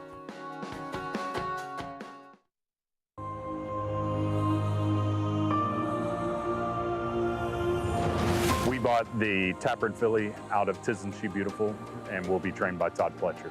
Extremely athletic, a lot like him. We're excited to see him on the track. Beautiful filly. She's out of a graded stakes mare that ran early as a 2-year-old, so I like that quite a bit out of her. This filly looks like she's going to be super early and precocious. Very good muscled filly, just a lot to like about her. Tappert, standing at Gainesway.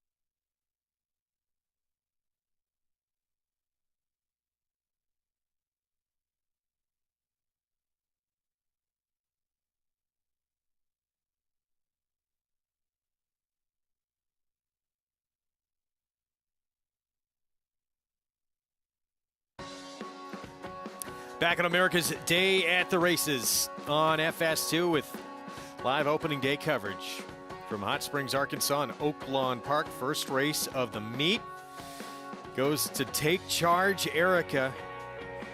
4th win of her career in Hot Springs. Wins for trainer Aaron Shorter.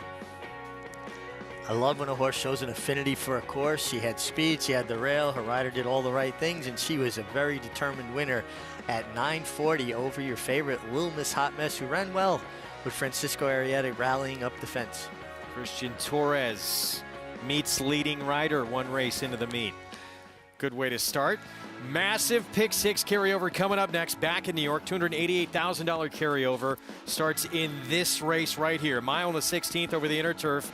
$30,000 claiming race for horses who have not won 2 lifetime. And the current favorite, Graham Motion's 10, perhaps tonight, who we'll get to. We start with a ring thing from the inside Irad Ortiz Jr. A horse stretching back out after showing high speed sprinting, has the inside, should be a part of the pace.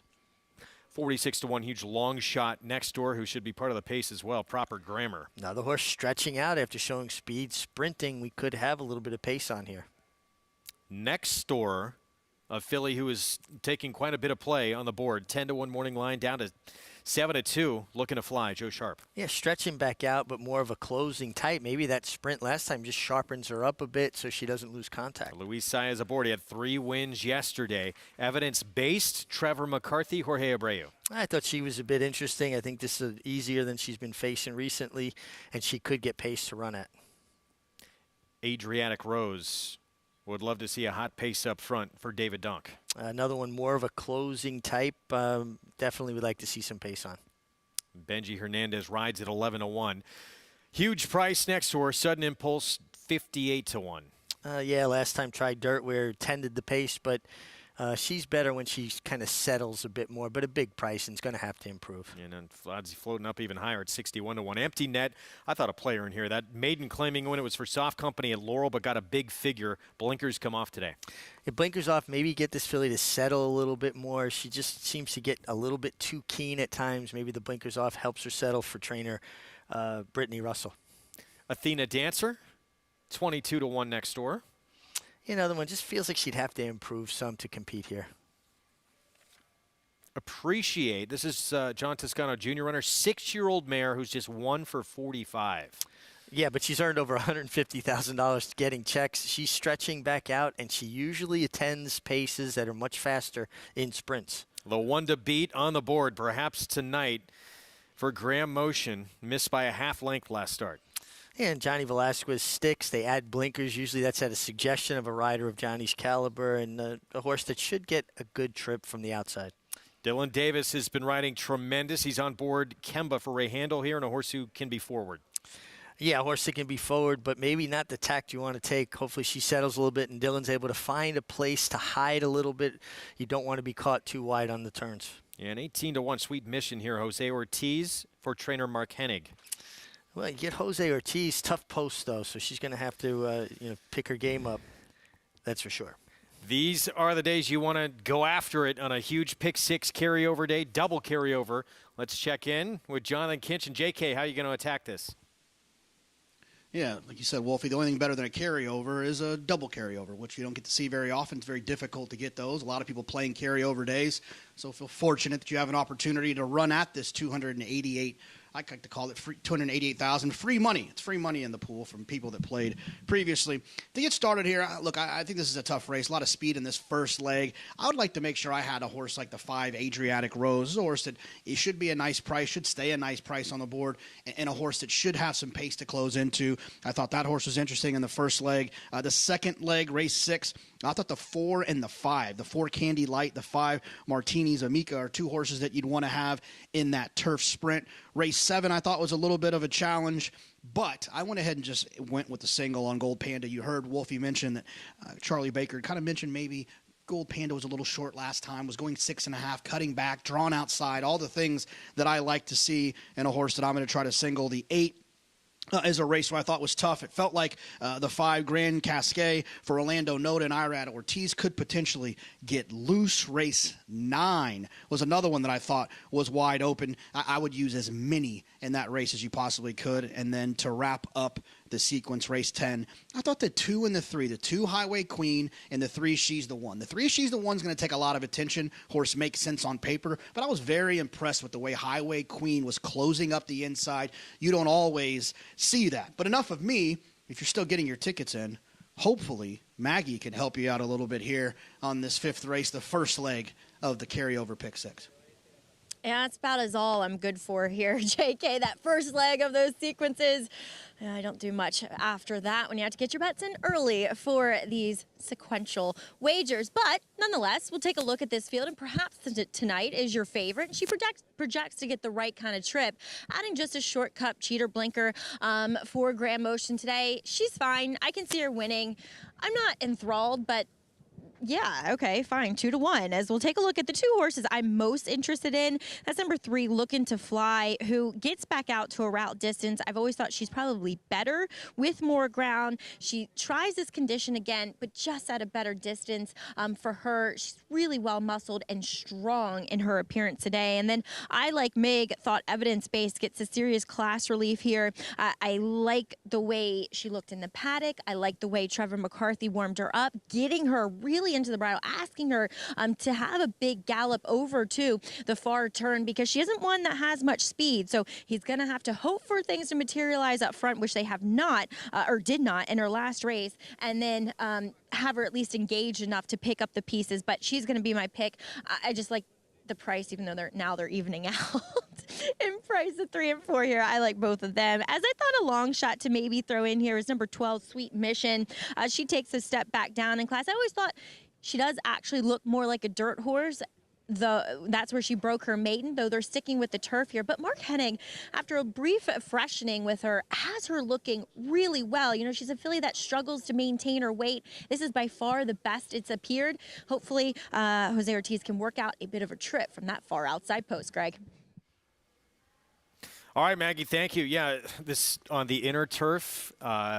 Don't want to be drawn outside. It's not advantageous, so you really got to work to try and get position early as you see where they line up here. Yeah, they just break out of that little bit of a dog leg, a chute that kind of extends into the infield of the course a little bit, so they make that little bend to the left. They got to sort themselves out pretty quickly before they get to this first turn. And it's such a fine balance, Greg, because you want to let your horse run enough to get forward position, but you want to let them get too free where they don't negotiate the first turn well, where just the centrifugal force of running into a tight turn kind of makes them spread the turn or bear out a little bit.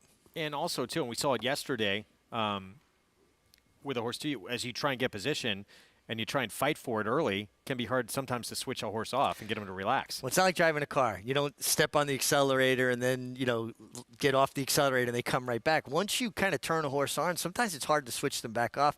They are 1,000 pounds. Jockeys are about 115. Not exactly a fair fight, if you will.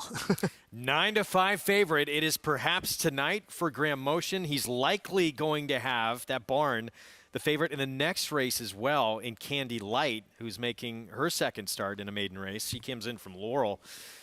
We'll see what happens here. Very difficult race to start off this double pick six carryover. $288,000 coming in. An additional $700,000 plus has been bet into the pool. Good luck, everyone. It starts here. Let's go upstairs as the favorite moves in the 10. Here's John Imbrial.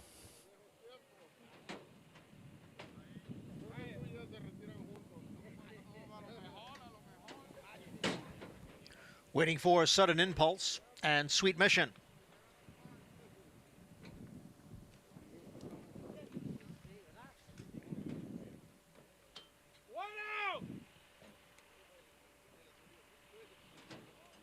Set for the start of race 5 and the start of the pick 6.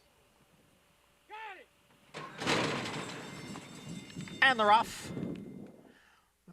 An awkward beginning there for number 10, perhaps tonight. And perhaps tonight is in the second flight of horses here as they come by the stands. It is Proper Grammar who has the lead, and A Ring Thing is next in second. Down on the inside is Empty Net running in third, and perhaps tonight is alongside in fourth. Then a break of almost 3 back to Kemba, who's running in fifth. Down on the inside is a Sudden Impulse in sixth as the field goes into the clubhouse turn. And farther back, it is Adriatic Rose down at the rail running in 7th. Sweet Mission is on the outside in 8th. A break of 4 to Evidence Based in 9th. Then comes Athena Dancer in 10th, followed by Appreciate. And trailing the field is Looking to Fly in 12th. They are spread out as they move up the backstretch after a quarter in 22 and 4/5 seconds. It is Proper Grammar on the inside and A Ring Thing on the outside, and they are heads apart for the lead. The half was running 47-2. Perhaps Tonight sits just off those front runners in third. A bit tough to handle there is Perhaps Tonight. Down on the inside is Empty Net. And then it is Kemba who's running in fifth, followed by Sudden Impulse in sixth, and on the outside is Sweet Mission in seventh. They go midway around the far turn now. A Ring Thing pokes her head in front. Proper Grammar is down at the rail. Perhaps Tonight and Kemba and Empty Net, they are all together as the field heads for home. And it is A Ring Thing with the lead. Then Perhaps Tonight, Kemba driving up on the outside. Empty Net is next. And on the far outside, it is Sweet Mission. They're moving for the 16th pole. It is A Ring Thing. Perhaps Tonight down at the rail. Kemba and Sweet Mission on the outside. The 4 of them are right together as they fight for the finish. And it's going to be Sweet Mission. A big price, 21-1 to start the pick 6. Wow, Jose Ortiz, Sweet Mission, far outside post and a big number to start this double pick 6 carryover. Well, we thought there'd be a lot of pace on. There was a lot of pace on. Sweet Mission was able to overcome that outside post for trainer Mark Hennig. Jose Ortiz delivering the last run in a race that actually wound up being, I think, very fast. First quarter in 22-4, half in 47 and change. You saw horses coming out of sprints, and the late run from Sweet Mission gets it done. And, Maggie Wolfendale pointed out how good she looked on the way to the starting gate. So a horse that at a big price delivered. Sweet Mission, 21-1 to start this big pick 6 carryover. There's some very deep tickets with a lot of coverage, but you never know. Start like this, maybe we're on our way to another carryover in Cigar Mile Day. Hope you enjoyed it. We got to sign off. We will be back at 4 Eastern time on FS2. We will see you back here then. In the meantime, good luck the rest of the way. Late Pick 5 is coming up next here at Aqueduct. For Richie Migliori, I'm Greg Wolf. We'll see you at 4 Eastern time. It was Violent Vixen. Back in the 4th, Eric Cancel getting the victory. And coming up this weekend, of course, it is the Grade 1 Cigar Mile. American Revolution, the New York bred, 1 of 2 in the race for Todd Pletcher. Trying to win an open company for the first time in his career. We'll see you back at 4 Eastern on FS2.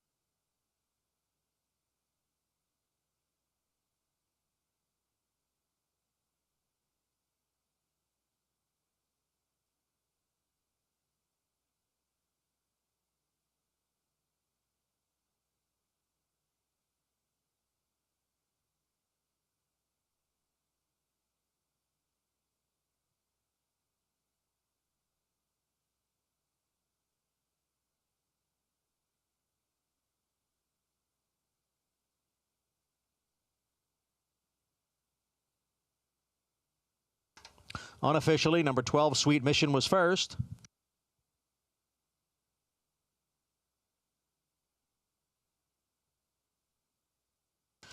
Number 12, Sweet Mission, first. The number 11, Kemba, was second. Number 10, Perhaps Tonight, third. And number 1, A Ring Thing, fourth. 12, 11, 10, and 1.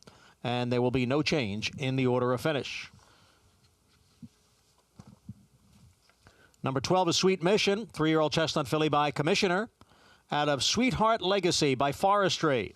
Sweet Mission, owned by Windy Lee Farm, trained by Mark Hennig and the jockey Jose Ortiz. Sweet Mission was bred in Kentucky by Whisper Hill Farm.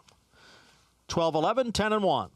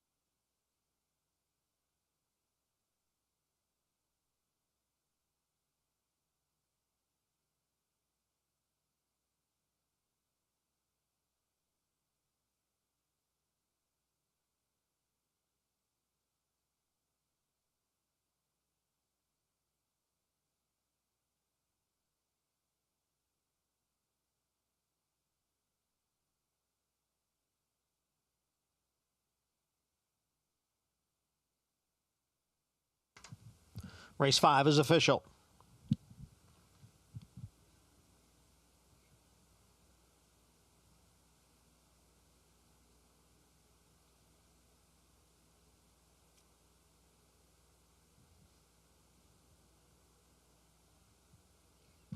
The exacta pays $177.25.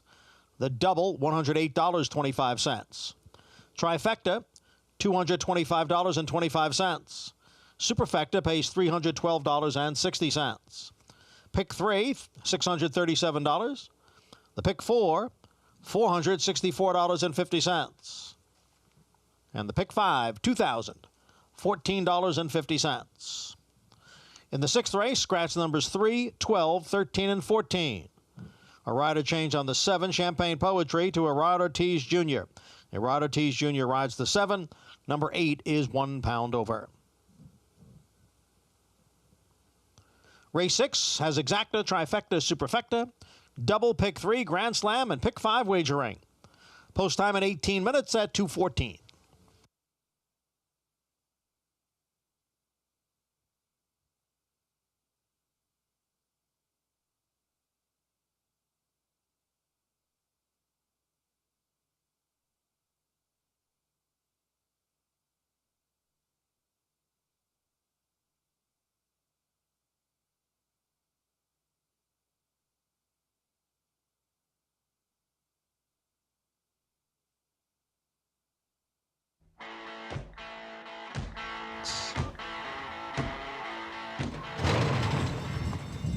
and they're off.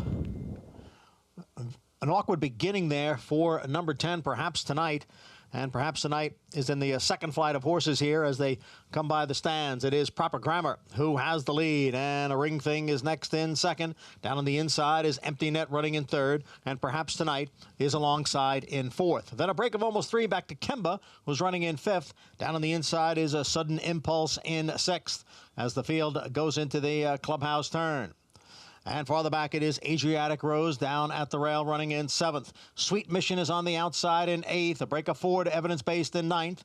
Then comes Athena Dancer in 10th, followed by Appreciate. And trailing the field is Looking to Fly in 12th. They are spread out as they move up the backstretch after a quarter in 22 and 4/5 seconds. It is Proper Grammar on the inside and A Ring Thing on the outside, and they are heads apart for the lead. The half was running 47-2. Perhaps Tonight sits just off those front runners in third. A bit tough to handle there is Perhaps Tonight. Down on the inside is Empty Net. And then it is Kemba who's running in fifth, followed by Sudden Impulse in sixth. And on the outside is Sweet Mission in seventh. They go midway around the far turn now. A Ring Thing pokes her head in front. Proper Grammar is down at the rail. Perhaps Tonight and Kemba and Empty Net, they are all together as the field heads for home. And it is A Ring Thing with the lead. Then Perhaps Tonight, Kemba driving up on the outside. Empty Net is next. And on the far outside, it is Sweet Mission. They're moving for the 16th pole. It is A Ring Thing. Perhaps Tonight down at the rail. Kemba and Sweet Mission on the outside. The four of them are right together as they fight for the finish. And it's going to be Sweet Mission. A big price, 21-1 to start the pick six.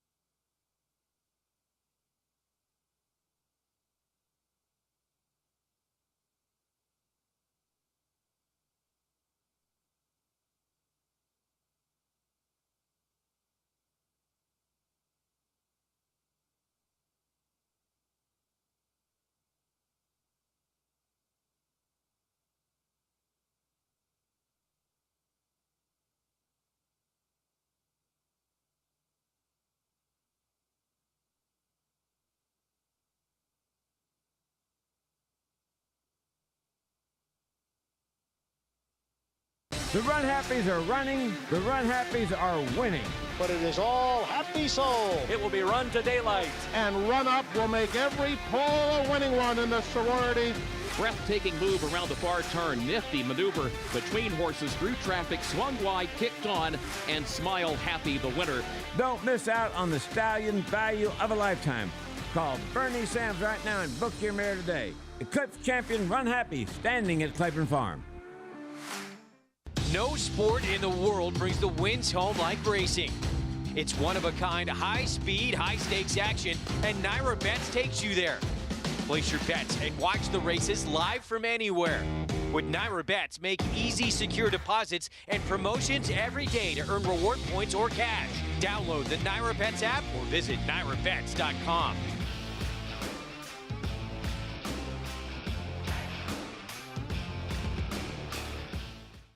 Introducing Adelphi Racing Club, the horse racing syndicate offering more than just fractional ownership. Enjoy the thrill of an interactive thoroughbred ownership experience competing at the sport's highest level. Attend events where you'll interact with top trainers, industry professionals, and club members. We've cheered on winners from coast to coast at top tracks such as Santa Anita and Saratoga. And it will be Exotic West. Become part of a group that celebrates success together. Visit adelphiracing.com and join the club today.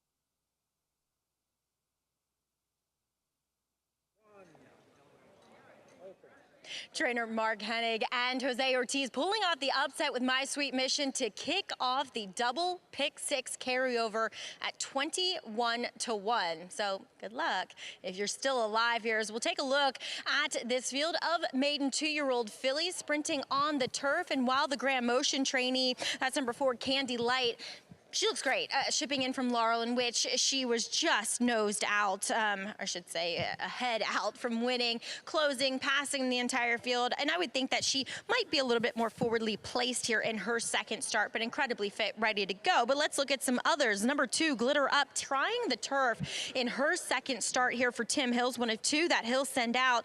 Connect, I don't think is the best turf influence, though he's still a freshman sire, so there's some time yet to prove that otherwise. But she is a half-sister to Sand Dancer, who is a stakes winner on turf. There were several other siblings who won on the turf. She has a turf of. My problem with her is the distance. She looks as though she wants to go longer than this. She's so big and just still so laid back, but I do think she'll appreciate this surface switch. Moving on to some first-time starters, number 7, Champagne Poetry, taking a lot of money. There really isn't much pedigree to report home about, though I will say this filly is incredibly athletic looking. She's very fit. She's been professional. I love her walk. I'm not exactly sure why she's on the turf, though, for at first asking. We'll see what she brings to the table, as we'll also take a look at number 9, Reina de la Rose. Nice pedigree on this filly for Ray Handel. I like the way she's put together. Looks as though she should handle the turf quite nicely. Maybe a little nervous here at first asking, but maybe 2-1. We'll watch with interest and see if we can bet that next time. Is Grand Motion also sends out a firster, Dream North, daughter of Air Force Blue. You know, they tend to be a bit better going longer. She doesn't scream turf. She doesn't scream sprinter either. She was screaming. She just feels as though she's going to need a start, as they are hitting the track with 6 minutes to post here to race number.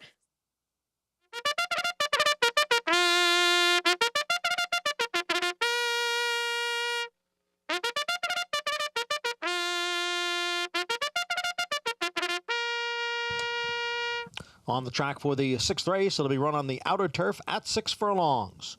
Scratch numbers 3, 12, 13, and 14. Number 7, Champagne Poetry. The rider is Arad Ortiz Jr. 5 minutes to post.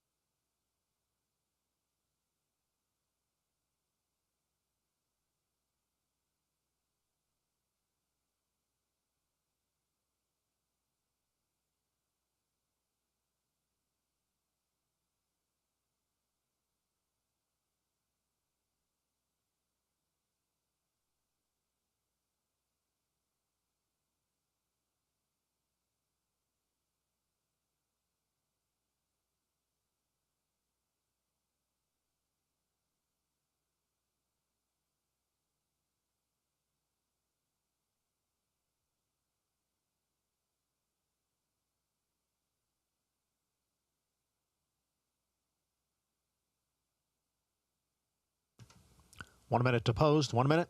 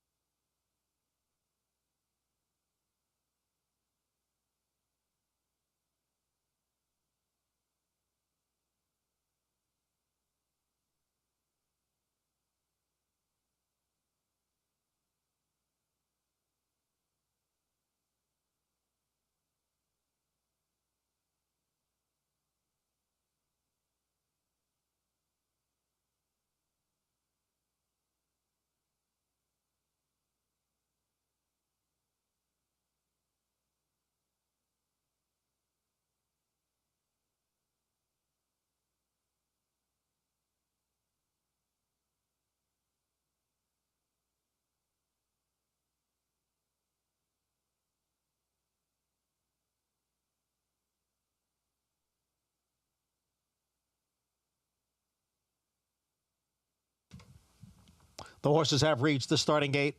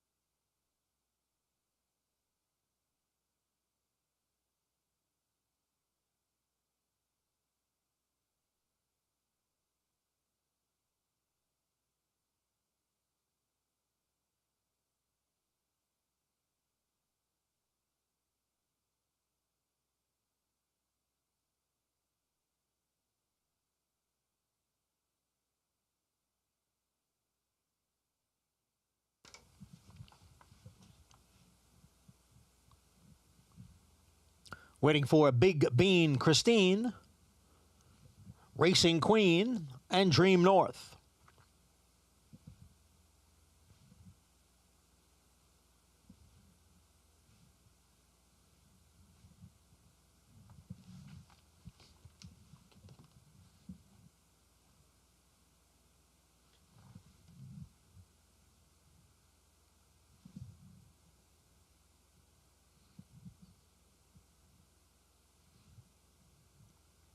Set for the start of race 6.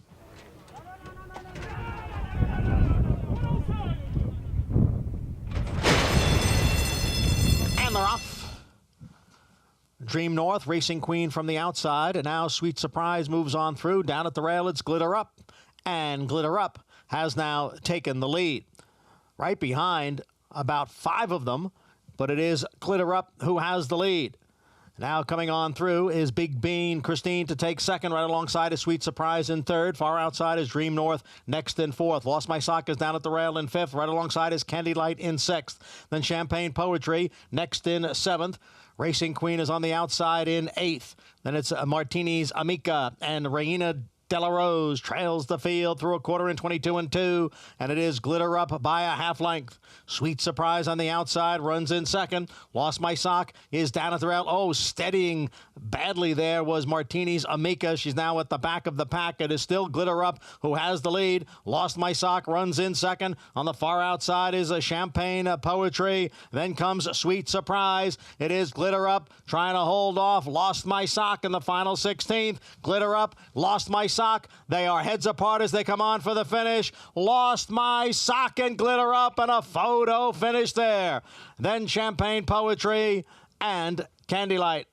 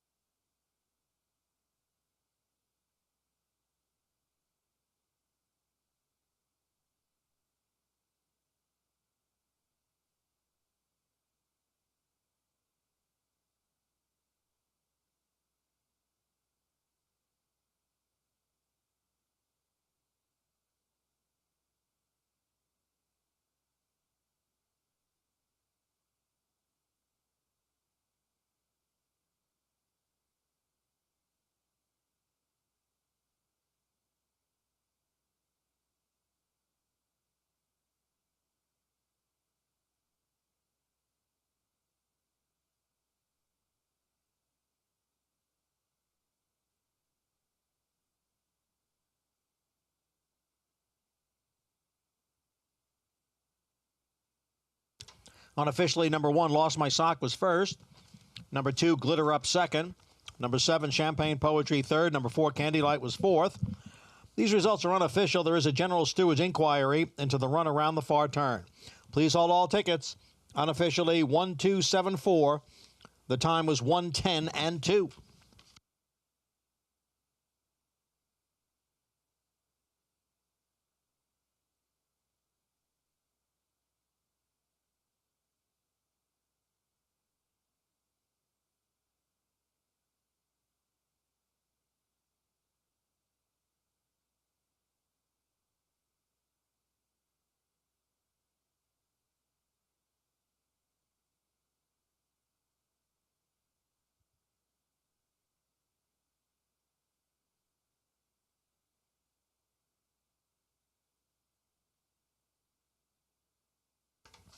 Coming into the winner's circle, the unofficial winner, number 1, Lost My Sock.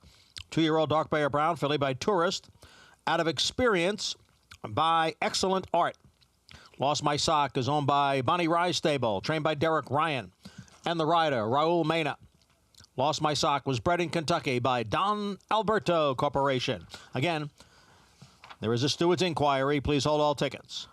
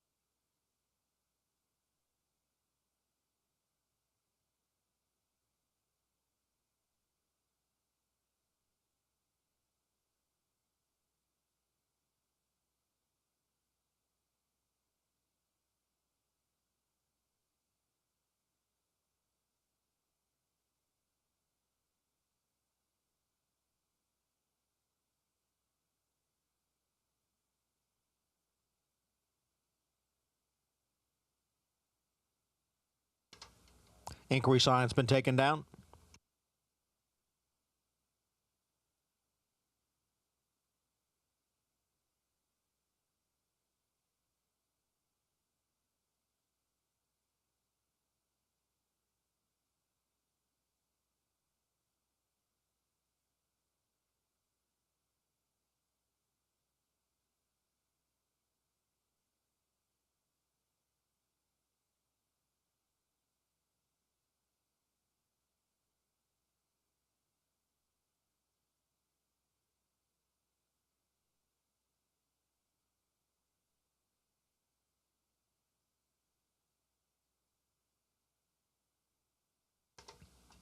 Race 6 is official.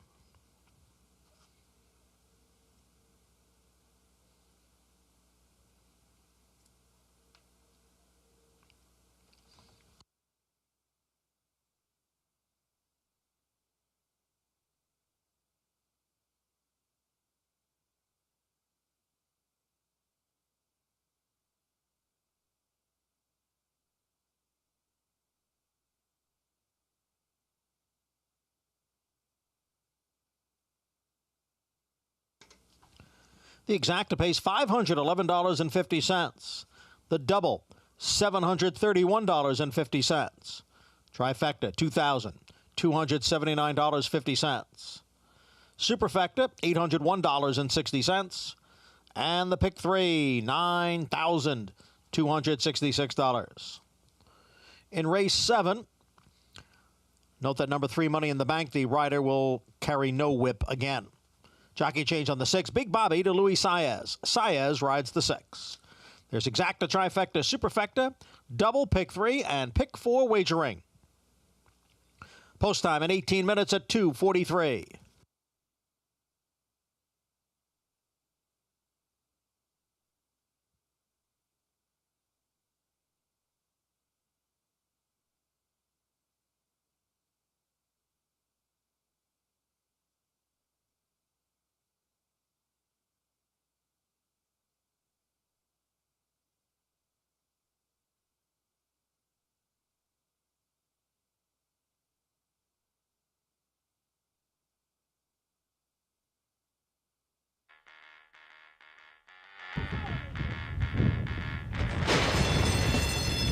And they're off.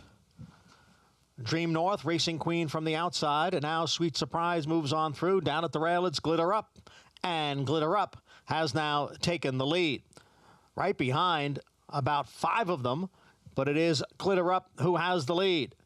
Now coming on through is Big Bean Christine to take second. Right alongside is Sweet Surprise in third. Far outside is Dream North next in fourth. Lost My Sock is down at the rail in fifth. Right alongside is Candy Light in sixth. Then Champagne Poetry next in seventh. Racing Queen is on the outside in eighth. Then it's Martini's Amica, and Reina Della Rose trails the field through a quarter in 22 and 2, and it is Glitter Up by a half length. Sweet Surprise on the outside runs in second. Lost My Sock is down at the rail. Oh, steadying badly there was Martini's Amica. She's now at the back of the pack. It is still Glitter Up who has the lead. Lost My Sock runs in second. On the far outside is a Champagne Poetry. Then comes Sweet Surprise. It is Glitter Up trying to hold off Lost My Sock in the final 16th. Glitter Up, Lost My Sock. They are heads apart as they come on for the finish. Lost My Sock and Glitter Up, and a photo finish there. Then Champagne Poetry and Candy Light.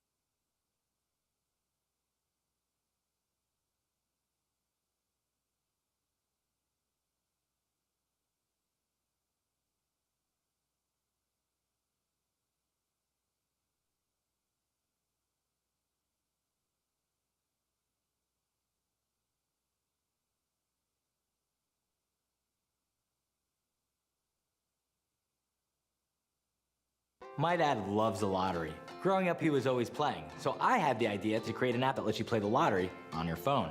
I think that was my idea. It's called Jackpocket. It's like having a jackpot in your pocket. I came up with that too. Jackpocket allows you to play official lottery games on your phone. Just choose your game and pick your numbers. I wasn't sold until I saw the actual ticket on my phone. Was that your idea too, Dad? Don't be a wise guy. Go to jackpocket.com to get your first ticket free. Resorts World Catskills, your closest casino resort experience, is so close. Stay the night and get your game on. Play live table games or thousands of slots. Resorts World Catskills. It's America's original sport, and no one covers it better than americasbestracing.net. From the sport to the lifestyle, the best races, horses, and destination venues, cocktails, gambling, fashion, and more. americasbestracing.net is a sport for you.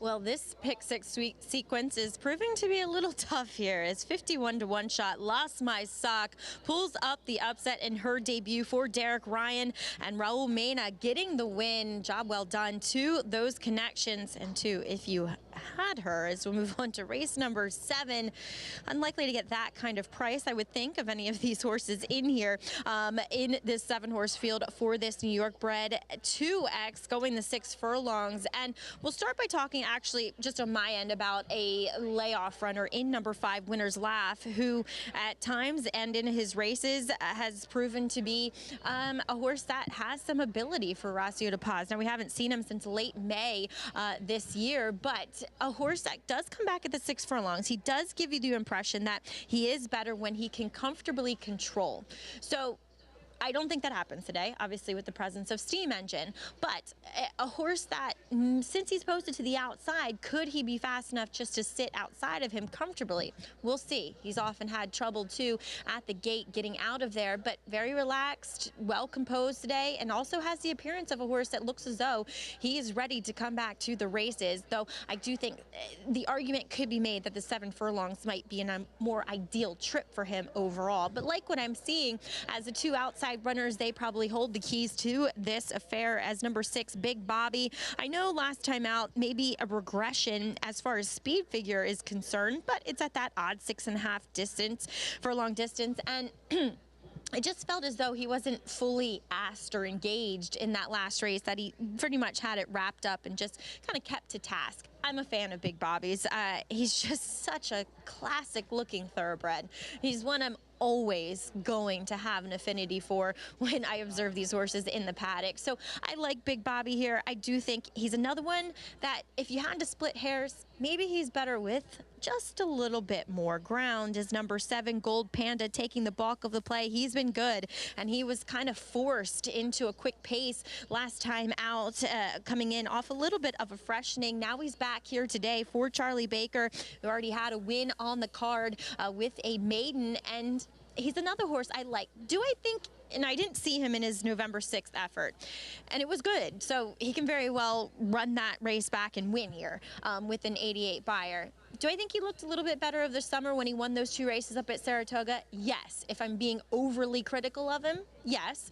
But he is much the horse to beat. I like what I see, though maybe I just give a little more a tip of the hat to Big Bobby today as we have 6 minutes to go and horses on the walking ring. We'll send them out here for race number 7. Good luck.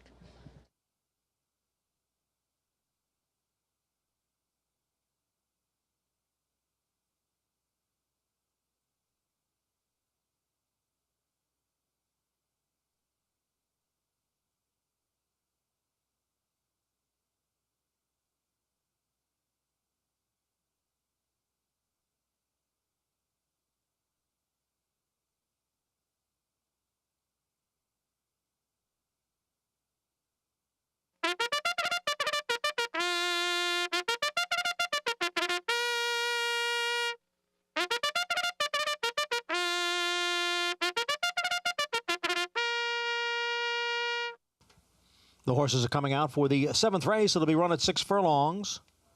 Number 6, Big Bobby. The rider is Luis Saez. Quarter-inch bend shoes on 1 and 2. Bends on 1 and 2. And the rider for number 3, Money in the Bank, carries no whip again. Post time, 5 minutes.